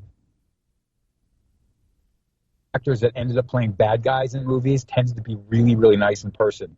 And that, you could get the opposite on the other way. The real good guys on films end up being the jerks. It's just like, I remember when I first met Lance Henriksen, I thought, oh, this guy's going to be a jerk. This guy's going to be a jerk. And he ended up being like one of the nicest guys I ever met,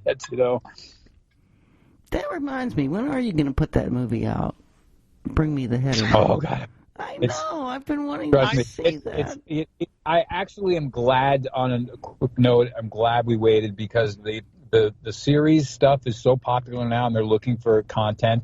We had shot so much that when I cut it down to a movie, I was upset because I said, I've got to make a sequel because I got so much footage. And now I've gone back and restructured it. And now it's like, I think it's going to play. I haven't made the deal yet, so I can't quite say 100%. I mean, if it depends on which deal we make with it. But I literally, this taking 10 years to get made has worked in its favor, I think, and that we're hoping it's going to just do a 10-part series. It's for 40-minute episodes, because that's how much footage we have. It's so long. Wow. Where would it play? But it's like the boyhood of comedy, I'm telling you. I don't know. I've got a couple places we're going to, but either way, you'll be seeing it by next year 100%. I mean, I told these guys, look, even if we don't get the deal we want, I'm putting it out on Vimeo myself, so it's going to come out one way. Yay! I've been waiting for that for years now. No, we'll check that out because I'm very excited about that because I love Lance Henriksen, I love Tim Thomerson, so I'm very excited to see them together in this. Yep. But yeah, I've got 3 actors have already passed away, so I got to get it out. Oh God, that's true. Yeah. Wow. But, well, let's see. We talked a little bit about Jose Ferrer already. We talked about Kristen DeBell, Mako. Wasn't Ferrer in that CSI or NCIS or something television series? I'm pretty sure he was dead, wasn't he? Well, no. Well, he actually died during that series, didn't he? No. I don't think so. Well, he died in 92. He died in like the early 80s. So yeah. I think it was 8. I think was it 92? Or maybe he could have made it. It was 92. He was 80 years old when he passed away. So maybe I'm thinking of Mel Ferrer. I'm thinking about Mel Ferrer. You're thinking of Mel Ferrer, yeah. Yeah, okay. Yeah, because he actually, his last movie was The Old Explorers in 1990, I believe. But don't quote me on that, because I just pulled that off the internet. Hey, but you know what, Mary? He was in The Swarm. Oh my God, that's a great one. Swarm? And he had the best line in it, because that was the bit in The Swarm when he was the guy running the nuclear power plant. Do you remember this, Mary? Yeah. You don't remember this at all, do you? He was the guy running the nuclear power plant, and Richard Chamberlain is there trying to tell him to shut the plant down because the swarm is coming. And he goes, "We planned for every contingency, but not for bees." Yeah. That was Jose Ferrer, Mary. And Mary, you have no clue when he was what doing I'm that. talking about, do you? Yeah, I do. Well, I remember the scene. I don't actually remember Jose Ferrer. Mary? What? Oh, I think I hear a little bit. I think she knocked out her cord, maybe. Mary. What? plug in the microphone. It is. Okay, were you looking at Kitty? No. She's ignoring me. Oh, okay. What happened? That was weird. Hey, you know what happened? We took every contingency into account for this podcast except Killer Bees. Yeah, that's true. And so they knocked out the podcast. But anyway. So, all right.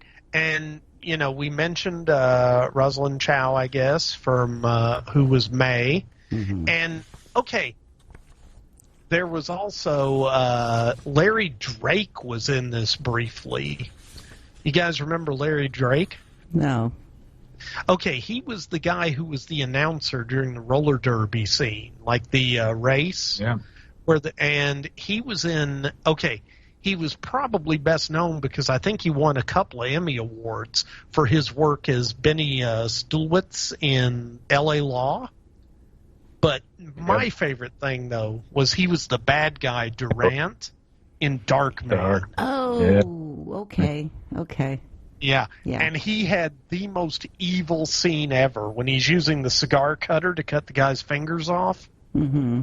And he's got the guy, and he cuts one of his fingers off, and as he's cutting his fingers, he's going, my first point, snip, my second point, snip, and then he goes on his third one, and my third point is I have 7 more points, snip. And it's, that was so creepy and awful. I loved it. And yeah, he just pops up in this as the guy who's like the referee / judge / announcer for the. At all. Yeah, well, you know, it wasn't a huge role, but I recognized him right off the bat. And you know, we talked about Lenny Montana. That whole sequence actually was an interesting sequence, but it sort of today kind of brings up a little roller boogie-ish, you know. But it's sort of like such a great moment in the movie. Well, that's it. And, okay, can I just say, it was the 1930s during the Depression, and Jackie Chan had to borrow $4 from his brother to pay the entry fee, right? But they had matching silk suits to wear as their team for the roller whatever it was. It was kind of a relay race, roller derby race. You know, it was. Yeah. I mean, it was fun. It was a great. I call it roller brawl. Yeah. Oh my God, this was their version of roller ball. That's it. Roller brawl. Yeah. Roller brawl. There you go. So. Did they actually do roller derbies back then? Roller derby's been around Not forever. Like that.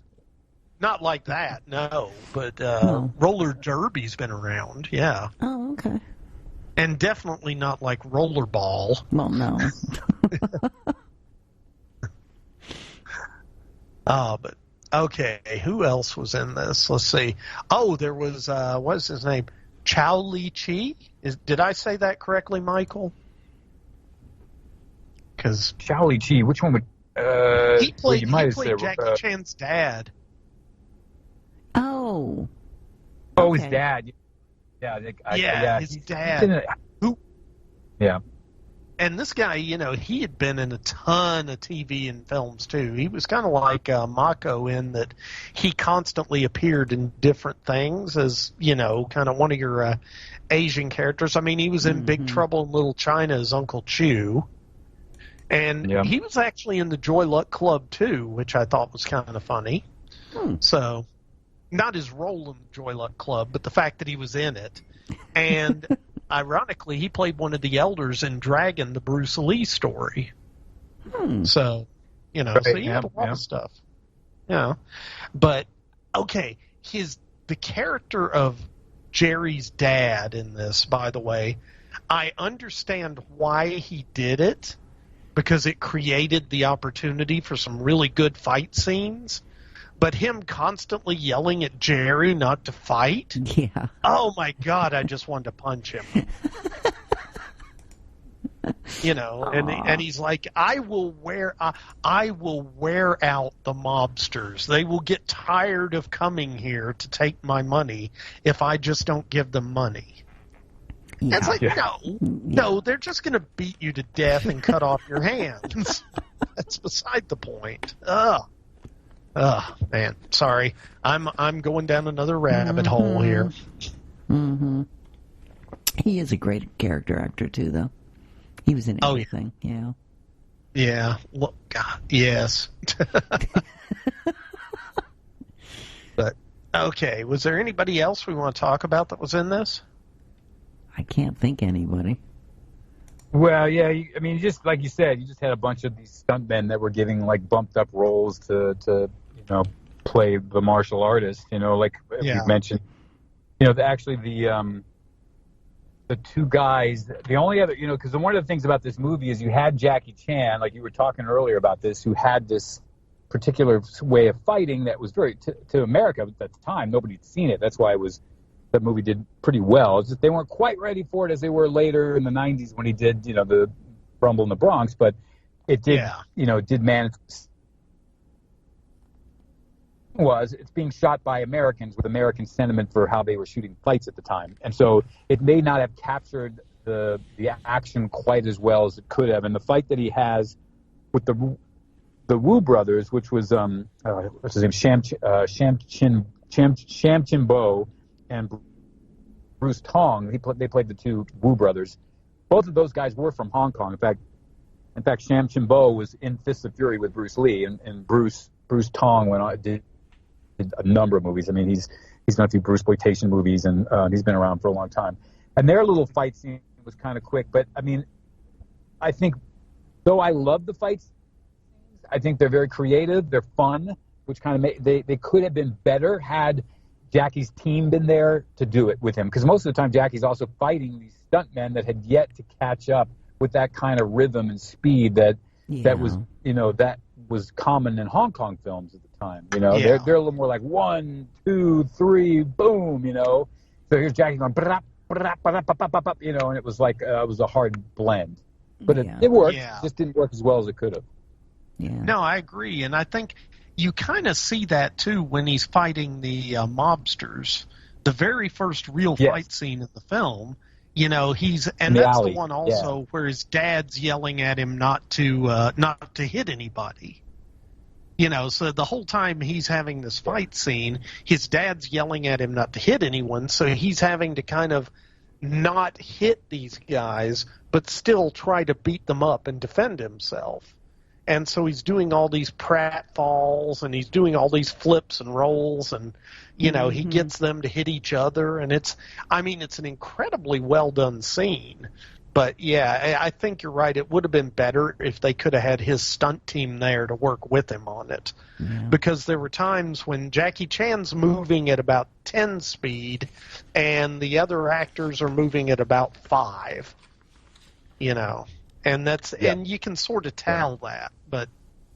So was that Clouse's fault for directing it badly? Well, no, I think it's just the time. It's just that you're Jackie over and a couple guys, and I'm sure it came up in conversations where Jackie was like, but you also have to remember at that time it was interesting because you did not have Americans, Canadians, white people that actually had that kind of experience. By the time you got to Rumble in the Bronx, there were a bunch of Canadians specifically that had white stuntmen that they were using in Hong Kong that were caught up. They knew how to take the shots, how to do the Hong Kong flips where, you hit somebody and they spin and then they hit the ground, So back, in what was this, 1980, you're dealing with all of Hal Needham's guys. They're coming in and they're used to a certain fight. And it worked because I think specifically Jackie was just good, and so you're paying attention to him, and they did the best they could. But it, took a while.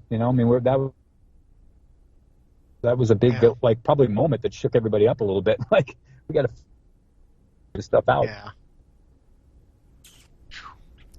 But one more thing, talking about the fight scenes and just Jackie Chan's general acrobatic abilities.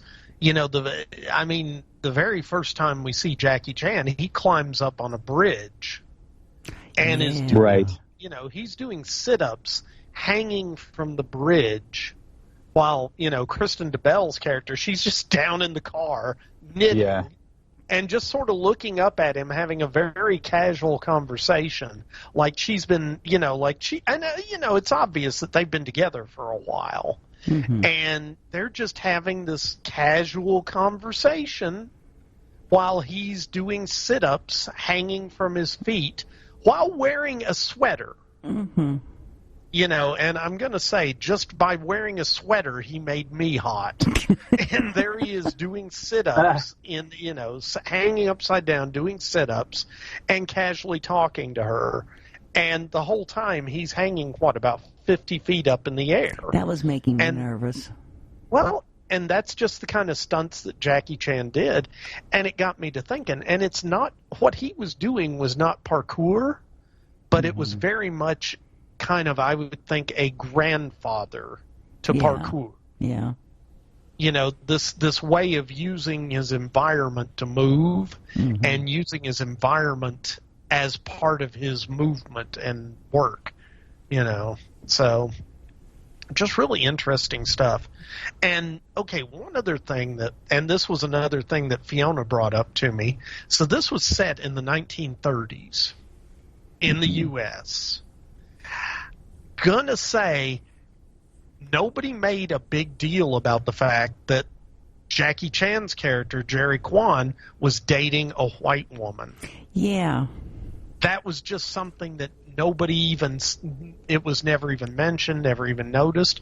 But if you think about the time that was happening, there would have been a lot of controversy about that. Not just from the Anglo side, but the Chinese side would have. There would have been some issues there too. And that was totally. I'll tell you something about that is I'm glad they didn't turn it into an issue. I could see where they could have maybe just done like you're mentioning, a throwaway, because you do notice a little bit in the movie. Like there's a point at the end when he's fighting in the movie theater at the end. One of the gangsters comes up and he's a black guy. And you think the Italian guys would have this black guy come in he's wearing the same clothes they were, in the 30s. Yes. He just pops into all these Italian gangsters. And so there was, you kind of just got to throw that away as a 70s thing. We're already accepting of all that.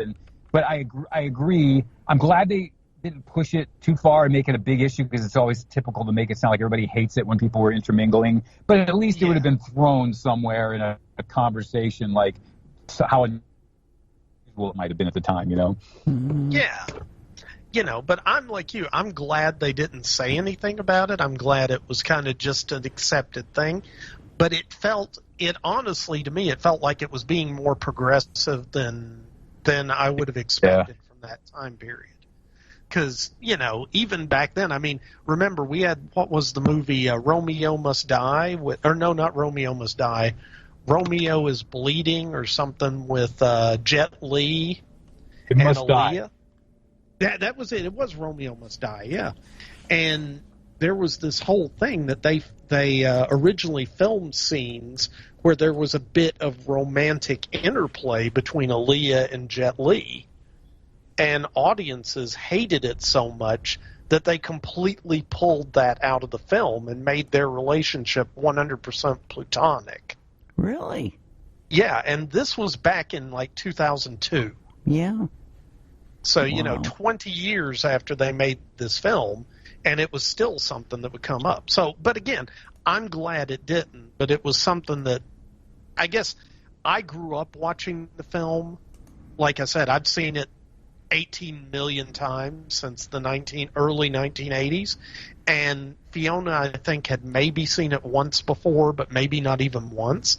And so when we were watching it together, she was bringing up some of these points that never occurred to me, and that was one of them. Yeah. So, anyway. Good point. So now we've covered the political commentary and the social commentary of the film.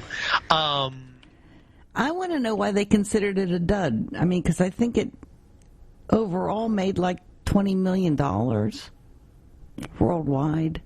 It was financially successful. It was very successful financially, but it wasn't Enter the Dragon successful. Oh, Oh, okay. That's okay. And bear in mind, Warner Brothers was expecting this to be the next Enter the Dragon. Oh, okay. And while it was one of the top, I think it was the top grossing movie the weekend it opened. And, I mean, it still finished in, I think, the top 25 movies or maybe top 40 for 1980, which was I mean, bear in mind, The Empire Strikes Back came out that year. Yeah. So, it's definitely had its competition for the top grossing film, but it did not lose money. It made quite a bit of money. Yeah. But it just didn't make enough money. Well, they would have had to kill Jackie Chan to make it be as successful as Enter the Dragon. Well, that's it. And I'm glad they didn't, because I like some of his other work too. So the Tongs did not get Jackie Chan. Yes. So this movie didn't do quite as well as Enter the Dragon. So. Right, but like you said, what they did do was, instead of going on and doing another Jackie Chan starring film, they dropped them into the Cannonball Run Part 1 and 2 with another, the cast of drunken, drug-addicted actors. Yeah. And, you're laughing, but that's kind of the case. And it was, that's kind of how it was, but he kind of missed his boat for launching his North American career with the Big Brawl, and so he was kind of relegated to that. And I think he came back and did The Protector in 1985, and that was with Danny Aiello, if I remember right. And that was actually a pretty good little too. And I enjoy it. I mean, it's one of those fish out of water movies, because Danny Aiello ends up in, if I want to say they end up, was it Hong Kong or some part of China that they end up in, and but yeah, it was Hong Kong. Yeah, they kind of do the fish out of water thing with Danny Aiello there, but it was a fun little movie. I like The Protector. It is funny to see Danny Aiello playing against Jackie Chan, though. It's like, Danny Aiello's a great actor, but he was no martial artist, that's for sure.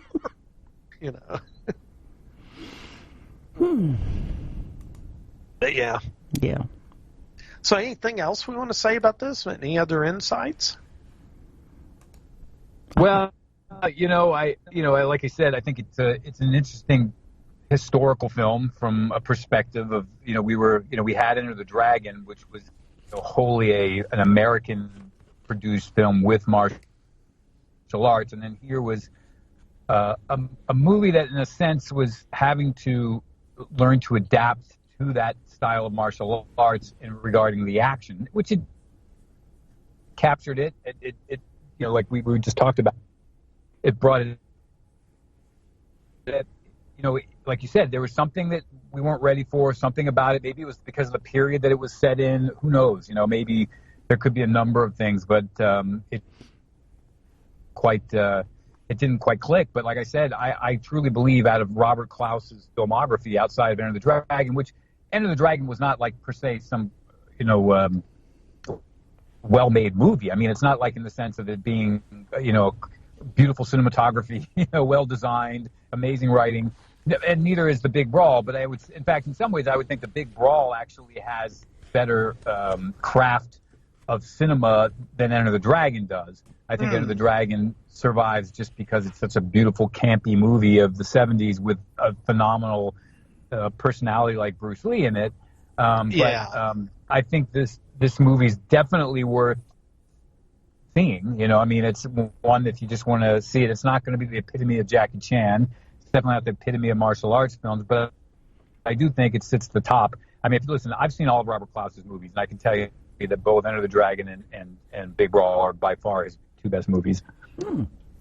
I don't know. I still think Jim Cotta may be number one. Right. Okay. So. I really, and yeah, okay, I threw up a little bit in my mouth again. Sorry. But no, I would definitely agree. tell you something that's kind of interesting that's funny about this movie, too. When Mako and Jackie are going to infiltrate the gangsters' house to try to get the girl back, they're sneaking around in their little dark clothes, and they're sneaking around the building. And then as they're doing that, these dogs barking like they're kind of behind some wire, and they're to come at them, and Jackie tells them to be quiet. Well, this is an homage to Enter the Dragon, because the exact same thing happens to Bruce Lee. He's sneaking along the ground, and a dog runs at him, and then he passes by the dog. So they were just kind of jokingly referring to Enter the Dragon. Oh my God, I didn't even think about that. But yeah, you're right. Yeah. Wow. Oh, that's fun. Well, this has made me want to see, okay, what's a good Jackie Chan movie to watch? Rumble in the Bronx. Well, I'll tell you that. Okay, take Rumble in the Bronx. I will say Drunken Master 2. Oh. I think it's just because it was such a well-made period martial arts film. It was made more contemporary. The first Drunken Master is a classic, but Part 2, which was done like about 8 or 9 years later, they went back with some more modern technology, some refined martial arts, and they made what I think is a masterpiece of martial arts. It's comedy, but it's just incredible. It's a definite great Jackie Chan one to watch. Okay. No, that's a very good call. And I was thinking, when I was thinking about it for Mary's benefit, I was thinking more westernized looking films. But yeah, Drunken Master's awesome. Okay, we can do that one. Yeah. Okay. Well, we'll add that to the list, Mary. Drunken Masters 2. Yeah. Drunken Master 2. Like I said, I really like Rumble in the Bronx. Okay. But that's another one, and my God, he has done so many films. Seriously, it's ridiculous how many films he's done. So, and I'm thinking about. Well, and you were talking about Charlie Chaplin and Buster Keaton, but like Project A, it's called, and there's a Project A Part 2 was his sort of homage to those guys and all of the stunt work in it with the bicycles and going over, through windows and jumping. If you watch those two movies, they're definitely his love letter to Charlie Chaplin. Okay. Oh yeah, that's right. And Project A, I haven't seen that in years. And now, this is the problem with doing a film like this with you, Michael, because now I want to go back and watch a whole bunch of classic Jackie Chan movies, too, and it's like, and I just don't know that I have enough, I don't have the next 20 years of my life to dedicate to just watching Jackie Chan movies, but at the same time, I kind of want to. So... But yeah, I think... Well, I'll tell you, it's a funny little tidbit about this is that I was interviewing Mars. Mars is one of Jackie Chan's stunt guys. He's in most of his movies. And we were talking about... and he said, one of the things he said was that Jackie was in Australia, I think it was, shooting a movie. And while he was there, he was just getting tired and he really wanted to go back to Hong Kong. And this movie came up called Snake in the Eagle's Shadow. It was a super independent, low budget. They wanted him to come start, and he didn't want to do it. But then he just wanted to go back to Hong Kong so bad. He said, look, I'm going to go do this crappy movie, Snake in the Eagle's Shadow. I'm going to go do it and because I just want to get back home. And he goes and does it, and he ends up, and that's the movie that made him a superstar. That was the one that he went in, and he became who he is today. Okay, that is funny. Yeah. And see, I thought it was his role in Cannonball Run that did it, but well. Yeah, okay, I got crickets for that one, but that's okay. Because I don't want to do Cannonball Run. No, I don't want to do Cannonball Run. Don't worry. Okay. We will never... Mary, I promise you, we will never do Cannonball Run. Ooh, good. Okay, there you go. All right. Wrap this. You want to do your... I'm going to do plot synopsis on this. I mean, granted, we've already kind of hit most of the points on it, but I'll tear it up anyway. Okay. So what we got, it's the 1930s, and Jerry Kwan, played by Jackie Chan, he's kind of this... I don't really know what he did for a living except for study martial arts. He kind of hangs out at his dad's Chinese restaurant. He kind of helps out with his brother's doctor's little clinic. And by the way, the clinic was during the Depression, and the clinic was actually in an abandoned movie theater. And I thought that was kind of cool that the clinic was in the lobby of this movie theater. But anyway, Jackie Chan, he's hanging out with his girlfriend Nancy, played by Kristen DeBell, and his dad is getting kind of shaken down by the mafia for protection money. And the thing is, okay, the very first thing that happens in the film is you see this big bare-knuckle brawl, and this big guy, bald guy with a big mustache. He looks like the classic. If you have an image in your mind of the strong man from the circus or from the sideshow, then this guy was him. And it was the character was Billy Kiss, and he was played by this fella Hard-Boiled Haggerty, H.B. Haggerty, who was a stuntman and a wrestler, and he was a tough guy, but he played this bare knuckle brawler that apparently never lost a fight, and more to the point, he was known for accidentally killing more than one person during these fights. And so this mobster, played by Jose Ferrer, and his name's Dominici, he loses money because his fighter, Gene LaBelle, is beaten by Kiss, and Billy Kiss gets his name because after he beats a guy, while the guy's unconscious and unable to do anything else about him, he gives him a kiss, and they call it the kiss of death. And so, that's kind of cool. But Dominici, he loses a lot of money, like $25,000 or something like that, on this fight. And, he and his nephew, I think his nephew was played by Ron Max. He was Ligeti, I believe. And he's kind of, what's the best way to put this? Dominici is the gentleman mobster, and his nephew, is kind of the next generation. He's kind of a sociopath, really. And well, am I wrong, Mary? You're laughing, but no, right. He's the mobster that takes pleasure in breaking people's legs, and really, if a mobster were going to break somebody's nose, he would break their nose and cut their face. That's the kind of guy he was. And he actually does that in this movie, but that's beside the point.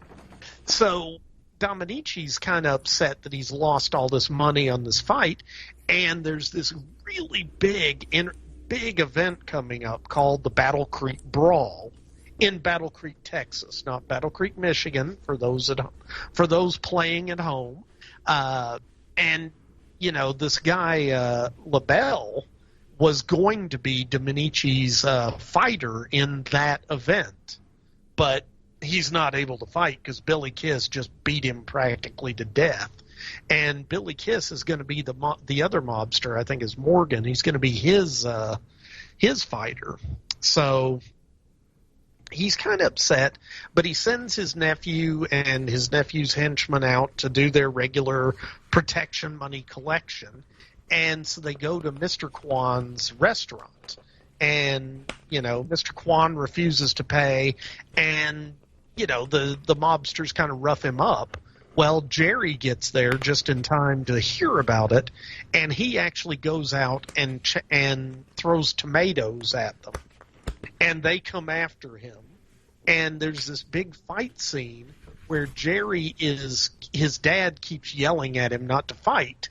So Jackie Chan is doing all these pratfalls, and it's very comedic the way he does it, but he manages to beat up 3 of these big tough guys without ever really throwing a punch. They beat themselves up, he trips them up, but he never actually uses real attacks against them. And it's so impressive that Ligeti, he's watching this, And the guys go back to Dominici and they tell him about this. And he's like, this is interesting. Let's challenge him. So at this point, Dominici sets up some challenges. So, for example, Jerry and Nancy and their friend Jug, played by Peter Mark, they are all entered into a roller derby / roller rumble. What was it? It was called the roller rumble or the roller brawl or something like that. And it's a relay race where they have to basically race through an empty warehouse. And there's all these little challenges that come up, like they got to jump out of an open door. They have to they have to go up a ramp on roller skates with a fire hose blasting them. And there's a whole lot of really good stunt work involved in this. But Dominici's men go ahead and make that a challenge, because they pay off the other teams to actually rough up Jerry and try to stop him. And, of course, Jackie Chan is able to get through all that. But then Ligeti actually jumps his friend, Jug, and beats him up really bad and cuts him. And he ends up in Jerry's brother's clinic. And they never really say that he recovers. I'm going to guess he recovers because I kind of like the idea of the happy ending. But he was really beaten up bad. So anyhow, Dominici's thinking, okay, this guy might be somebody to use. Let's test him one more time. And so he sends the Wu brothers after him. And that's the fight that Michael was talking about, where it's in this open-air outdoor theater, and there are all these props there. And so they use the props as part of the fight. And it's a fun little fight. The mobsters watch it, and they decide, okay, you know what? This guy is going to be Dominici's fighter for the Battle Creek Brawl. The only problem is they don't think Jerry would voluntarily do it. Well, fortunately for Dominici, Jerry's brother has a fiancée from China named May, and that's Rosalind Chow, and she is just arriving in the U.S., and the brother can't go get her, so they send Jerry by train out to San Francisco to pick her up. Well, Dominici gets there first and has his guys pick her up. And, okay, this is one of the bits that I think's funny. First of all, Rosalind Chow gets fairly high billing in the credits of this film, and she's in it for like 2 minutes and has one line. The other thing is that Dominici is, he's kind of the gentleman mobster. And he says, oh, Jerry, I'll give her back after the race. And Jerry's like, I can't go home without my brother's bride. And he says, that's okay, we thought of that. And he says, here is Miss Wong, and she works at one of our establishments. And so what they've obviously done is they brought in a madam or, a hooker, essentially, from one of their brothels. And they're going to have her pretend to be May because apparently his brother has never actually met May. And they never really address this in the movie. But somehow or other, she's able to fake it. And Jerry's brother doesn't catch on. And I don't get that. That was kind of, okay, I'm just going to keep my eyes shut and go, la, la, la, la, la. But, I also think when May does show up, I think Jerry's brother got some splaining to do because he's been hanging out with this other woman for at least 3 weeks. But anyway, so Jerry, by the way, is being trained by Mako, who is his uncle. And he is a chiropractor and martial artist. And he has all these great training scenes where he's throwing tennis balls at him or more like racket balls. But anyhow, he's throwing balls at Jerry, making him dodge them. He's got, he fights him with a cane. And he's a very, very cool character. And there's a lot of cool scenes with the training that I'm not going to do justice to trying to describe. So just go see the movie. But anyway, what? See the movie. That's the thing. Yeah. I can talk about all these fight scenes ad nauseum, but you're not going to appreciate it until you see them. Okay? Mm-hmm. And the same thing for all of Jackie Chan's stunt work, because the man is an amazing, just absolutely phenomenal stunt person in his own right. Yes. But anyway, So Mako and Jackie go to try and retrieve May from Dominici. Doesn't work out, but we do have a couple of good fight scenes, and as Michael pointed out, there's a bit of an homage to Enter the Dragon there. So then we just see Jerry training again, and we get a little montage of him training, and then we end up in Battle Creek. And the Battle Creek Brawl commences, and it starts out with basically a free-for-all fight between like 20 or 30 of these big fighter guys, and then the last 10 standing get paired off, and they go through some rounds of fighting, and there's some very interesting little fights that go on. Well, Billy Kiss is there, and he ends up killing the guy that he's fighting, a Jamaican fighter. And so this kind of doubly sets him up as the villain. At the same time, Ligeti, Ron Max, has been kind of compromised by the other mobster. And so he's like, look, I'm going to help you out. Kidnap Herbert Kwan, Mako, excuse me, and then we can make Jerry not win the fight, and we can loot, and, we'll win. And that puts him in a very bad position because on the one hand, his uncle's going to die if he wins, but if he doesn't win, his brother's fiancé is going to die. Well, fortunately, Mako's a badass on his own, and he manages to escape from the mobsters. We have the big fight. Jerry is kicking the butt of Billy Kiss. Then they go into a theater, and a bunch of mobsters led by Ligeti jump Jerry. And they end up having a fight while Billy Kiss is out there claiming that he's won. Well, then Jerry gets away. He comes out, has the big fight, and hey, I'm not going to spoil it by telling you this, but okay, I'll spoil it. He wins. There you go. Ta-da! So yeah, and Ta-da. By the way, folks, spoiler alert. Go see the movie. It's some really good fight scenes. As Michael said, it's not his best fight scenes. It's not his best stunt work. But it's definitely one of the better movies that Robert Clouse did, and I would actually agree with Michael that it's, other than Enter the Dragon, I think it's Clouse's best work, and it's a solid Jackie Chan movie also. So check it out; it's fun. It is. I really and you one of the moments in the film, and I remember it distinctly as a kid. That really pumps the film up and gives it that little extra little punch at the end is what you talked about. Whereas, like you said, on the one hand, he's got the girl kidnapped by one gangster and the uncle on the other. When the uncle gets up to the bell, up in the tower and rings and says, "I'm okay." It's like that moment in Rocky where Adrian turns to Rocky and goes, "Win," Yeah. Moment, and it's so great that moment. You feel the chills, and it's like because then Jackie goes, where he's. Because they had that great moment right before where he's fighting with Haggerty, but he's like, he can't fight him really, but he's trying not to get beat up, but he's trying not to fight him, and it's going on, and then you now know all bets are off, and it's really kind of gives it that nice punch at the end. Yeah. And I'll say this, throughout the movie, his fighting style was always somewhat comedic, there was always a little bit of comedy to it. Mm-hmm. Until Mako says, "I'm okay, Jerry." And at that point, it really is the gloves come off, and Jerry is just pissed. Yeah. And he goes through and just lays waste to everybody.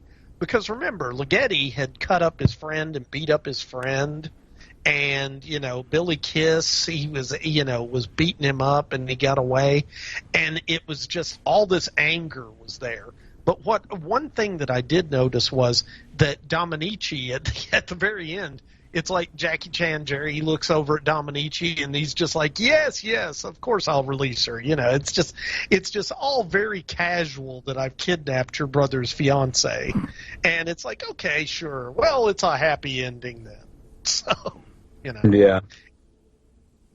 And, and one other thing that I wanted to bring up, his dad has a brilliant line. You know, because Jerry's trying to explain to his father why he's spending so much time studying martial arts with his uncle. And his dad says, and how much will they pay you to defend yourself? And I just think that's a brilliant line, because it really shows the difference between his dad and his uncle. Yeah. You know, his dad just sees no value in that stuff whatsoever. And I think his dad changes his tune after Jerry wins the $15,000 prize and immediately plans to give it to his brother for his brother's clinic. Yeah. I mean, my God, could Jerry be a nicer human in this movie? I mean, he is. That was Mary's sigh of, oh, I'd marry him. Yeah. Because he's such a nice guy. Yeah. Yeah. That's why I liked the movie. Yeah, it was fun. It was a fun film. Mm-hmm. So, and we're glad you could come on to talk about it with us, Michael, because you know so much about this stuff. I know. I listen, I was a kid. I can tell you, I was one of the few people at that time who knew who Jackie Chan was, because at that point when the movie came out, like Bruce Lee was more well-known. I told my mom, I said, we're going to go see this movie. This is a martial arts guy, you know, because I was, at that time, this is, you know, obviously pre-internet. The only way you could find out about these movies is A, either being at the Chinese video store, or B, if you read a very select group of magazines like martial arts movies that were out that would talk about who these actors and performers were. So it was such a great kick. And my mom just fell in love with him right then and there. I remembered, and I went back and saw it probably 4 or 5 times, you know, because, you know, that, again, in the 80s, it's unlike today. You were talking about YouTube, and it's a blessing to have YouTube, but the curse of YouTube is people that grow up on it don't realize what event movies were like, what it was like to all of a sudden find out Enter the Dragon was going to have a revival for 1 week somewhere across town, and you had 5 days to prepare, and you got to drive there, and you go there to a theater, and you got popcorn, and you come out all pumped up, and it's like it was a different time, you know. It's kind of like, oh man, but that's what it, you know, that was something about the experience in that movie. I thought really going to see it there. Now we look, it's a little dated in some ways. We talked about that, but seeing it at the time, it's just, I loved it. I really had good memories of seeing this movie in the theaters. Cool. Yeah. No, I totally agree with you on that. And you know, you mentioned the Asian video stores. So we had one of those in Lexington, and I used to go get bootleg Chinese martial arts films from that, some of the Hong Kong ones. And most of the time they weren't dubbed. Well, they definitely weren't dubbed, but most of the time they weren't even subtitled. And so you just watch them just to watch the fight scenes. And, you know, I used to do that while I was in college, you know, back in the early 90s. And that's a very different experience to what we have today. And, you know, I'm not complaining, but there's definitely a little bit of the magic is gone, you know, just a little. But anyway, so Mary, give it a thumbs up or a thumbs down. Thumbs up, definitely. Thumbs up. Awesome. Oh, and by the way, $15,000 in 1930 would be the equivalent of $250,000 now. Oh, okay. Wow. So he basically gave his brother $250,000. Okay, so wow, he really is a nice dude. So there is value in fighting. Yeah. So there, who would pay you to defend yourself? Well, the organizers of the Battle Creek Brawl. Yes. Yeah. Which, by the way, was the most well-publicized, most police-supported illegal bare-knuckle fight I've ever seen. Yes, it was. It was. Yeah, so... And I love that Texas town, too. Yeah, okay. And it's something else just occurred to me. So this movie came out in 1980, and I want to say it was right about the same time, 1980 or 1981, that Clint Eastwood's Any Which Way You Can came out, which was the sequel to Every Which... That's the one with the orangutan, Mary, not a monkey. But the reason I brought that up is there was a huge bare-knuckle brawl in Jackson Hole, Wyoming. And that was the focus of that entire movie. And it was about mobsters trying to rig the fight. And they had hostages and everything else. Oh, my God, I just realized, I'm not sure, but I want to say that Clint Eastwood's movie may have ripped that off. But, okay, Clint Eastwood's not going to listen to this podcast, so I think I can say that. Yeah. But anyway, there you go. Yep. Okay, everybody go out and watch it. Well, time to go. So, do we have any feedback, Mary? Not much. Just a couple. One really long one, and one that I threw in here just because it's not really feedback, but I want all our listeners to send a card to Rico Browning. Yes. It's been posted all over the place, but if you don't follow social media, you wouldn't know about it. But, see, Ron Adams from Monster Bash got a call from Rico Browning's daughter, said he isn't doing very well right now, and any hard copy letters or get well cards would be very appreciated. We all know Rico was the creature underwater in all the 3 Creature from the Black Lagoon movies. So, to cheer him up, send a card or a letter addressed to Rico Browning at 5221 Southwest 196 Lane, Southwest Ranches, Florida 33332. And Nick will post this on the website. Yeah, but I'll post the address. Please send him a card. All you have to do is buy a card, sign love, whatever, and mail it. It'll make him very happy. Yes. Because he's missed most of the conventions this year, and he really liked being around people, and he's a really nice guy. So. Yes, he is, actually. Yes, he is. And best of wishes to Rico Browning for, speedy recovery. Yeah. Okay, and the second and last one is from Brenda McNeil, and she just wrote some notes on the Mid-Atlantic Nostalgia Convention, because I asked her what it was like. I've been wanting to go to that for years now, and I was actually going to go this year until COVID hit. But anyway, she said the stars in attendance were Tony Dow and Jerry Mathers. She said, I got to meet Wally and the Beeve. They were truly friendly and down to earth, but after returning home from this event, Tony Dow was hospitalized with pneumonia. But she did see on Facebook that he's home now, has a lingering cough, but he's improving. She said, I was relieved. I'd hate to think we'd killed him with this event. Yeah. Barbara Carrera was there. She's still looking good and seemed to attract a crowd. I got to work with both of them. I was just saying I got to work with both of those guys. It's sad to hear. Yeah. Barbara Carrera was in Island of Dr. Moreau. Yep. Patrick Wayne was there. He said he was nice, and he worked with Ray Harryhausen. Lou Gossett Jr. was there. She said it's so wonderful to see him, though I couldn't lay my hands on a copy of Enemy Mine, a personal favorite of mine, anywhere at the event to ask him to autograph it. Mary Badham was there. Of course, she looked quite different from her To Kill a Mockingbird role. Mariel Hemingway was there, having watched Woody Allen's Manhattan multiple times. It was great seeing her in person. She was in a later Superman film, too. Parker Stevenson from Hardy Boys, anyone? Of course, Pamela Sue Martin. Nancy Drew was supposed to attend but was unable to make it. Kathy Garver, yes, this is Sissy, the older girl from Family Affair, was there. Joanne Harris was in the Beguiled movies with Clint Eastwood. I'm not a big fan of that film. It's not a horror film, but it does have horror. Jerry Ambler was there. He is a Walking Dead zombie and appeared in the 2012 Three Stooges, which actually wasn't that bad. I'd watch it again.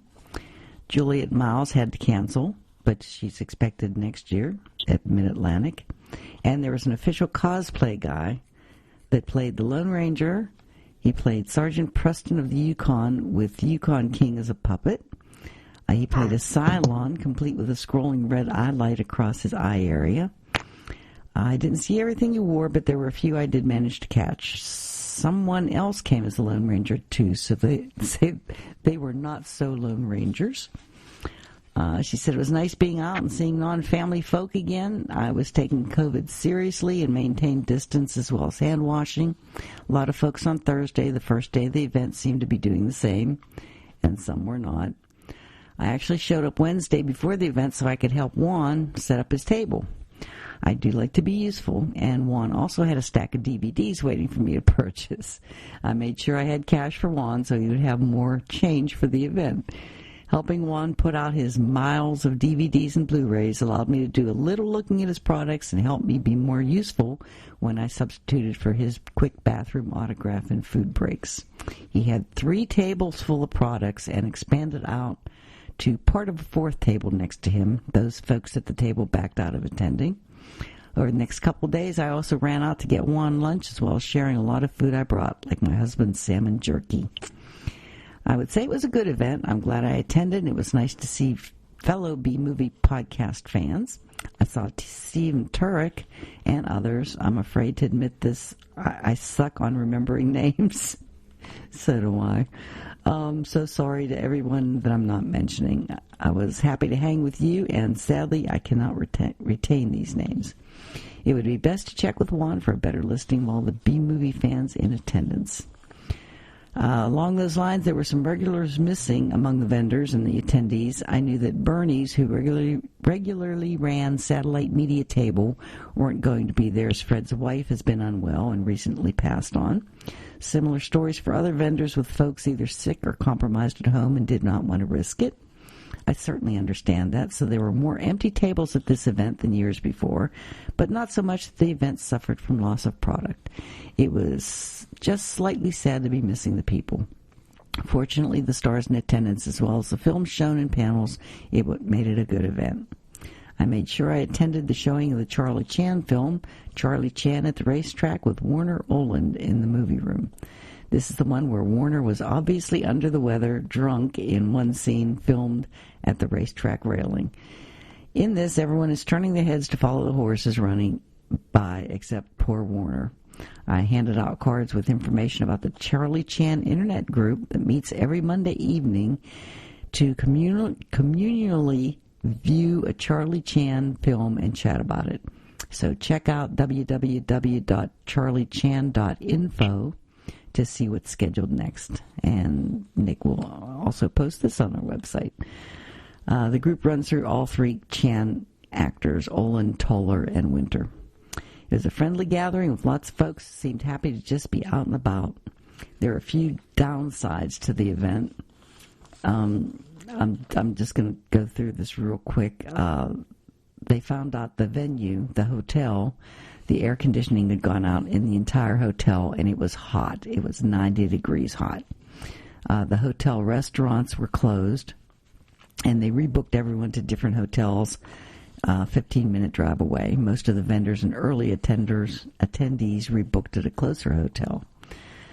Let's see.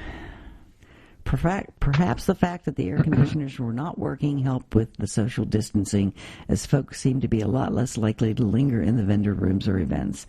I believe Juan saw less sales this year, but probably because of that. He certainly had anything you could have wanted. I can attest to sweating up a storm while helping him set up his tables and then helping out that first day. She had to change her clothes partway through Thursday because she was dripping.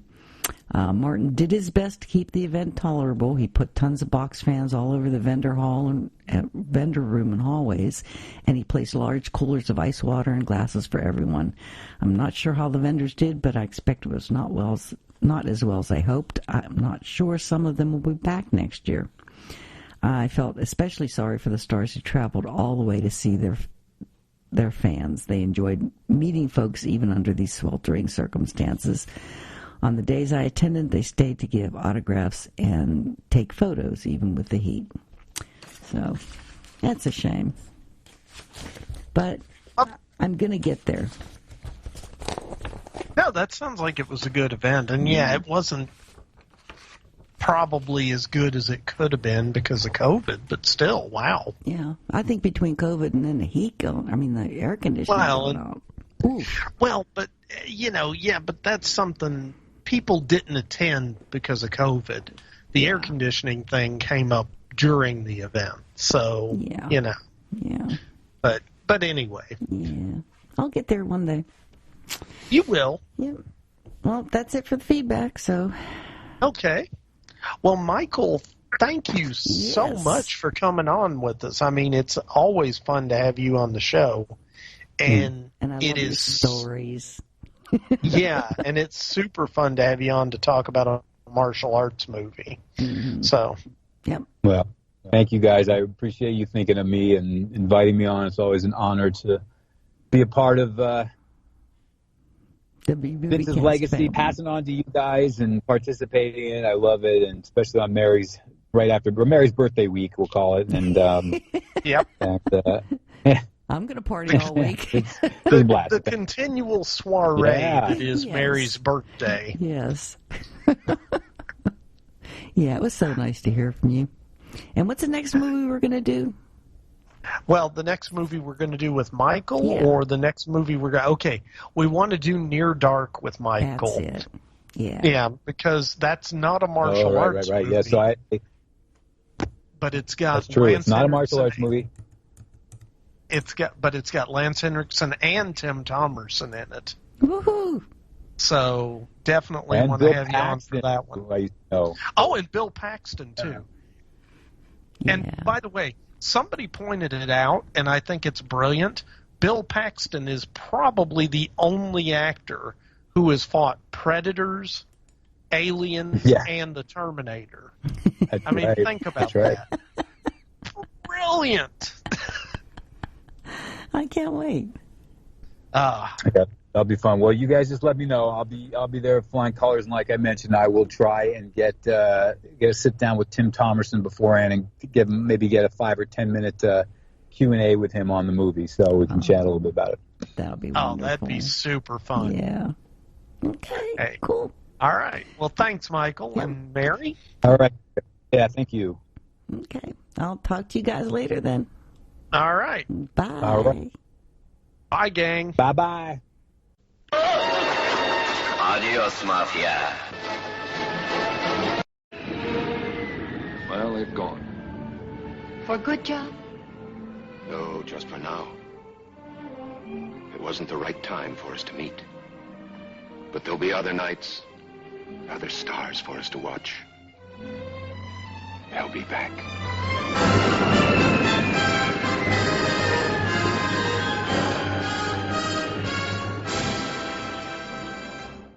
The ghosts are moving tonight, restless, hungry. All right, fellas, here's your story. Greetings, my friend. We are all interested in the future, for that is where you and I are going to spend the rest of our lives. And we cannot keep this a secret any longer. Wait, Captain. I have found evidence of intelligent beings on this planet. Look to the skies. It's the B-Movie Cookbook. Menus inspired by 15 of your favorite B-movies from the 1950s, with teenage werewolves, blobs, and enough cheese for everyone. When we return to our planet, the High Court may well sentence you to torture. But until then, we've got Ed Wood and Vincent Price. There'll be food and drink and ghosts, and perhaps even a few murders. You're all invited. So impress your friends with dinner and a movie with the B-Movie Cookbook. We've got you covered. Get your copy today at bmoviecookbook.com. That's bmoviecookbook.com. Let me see that book. I am interested to see what sways your mind so heavily. Sure thing. Just visit bmoviecookbook.com. Anybody around here want some coffee?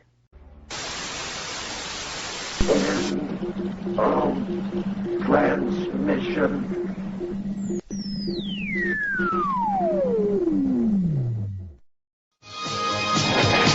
The good guys always win, even in the 80s.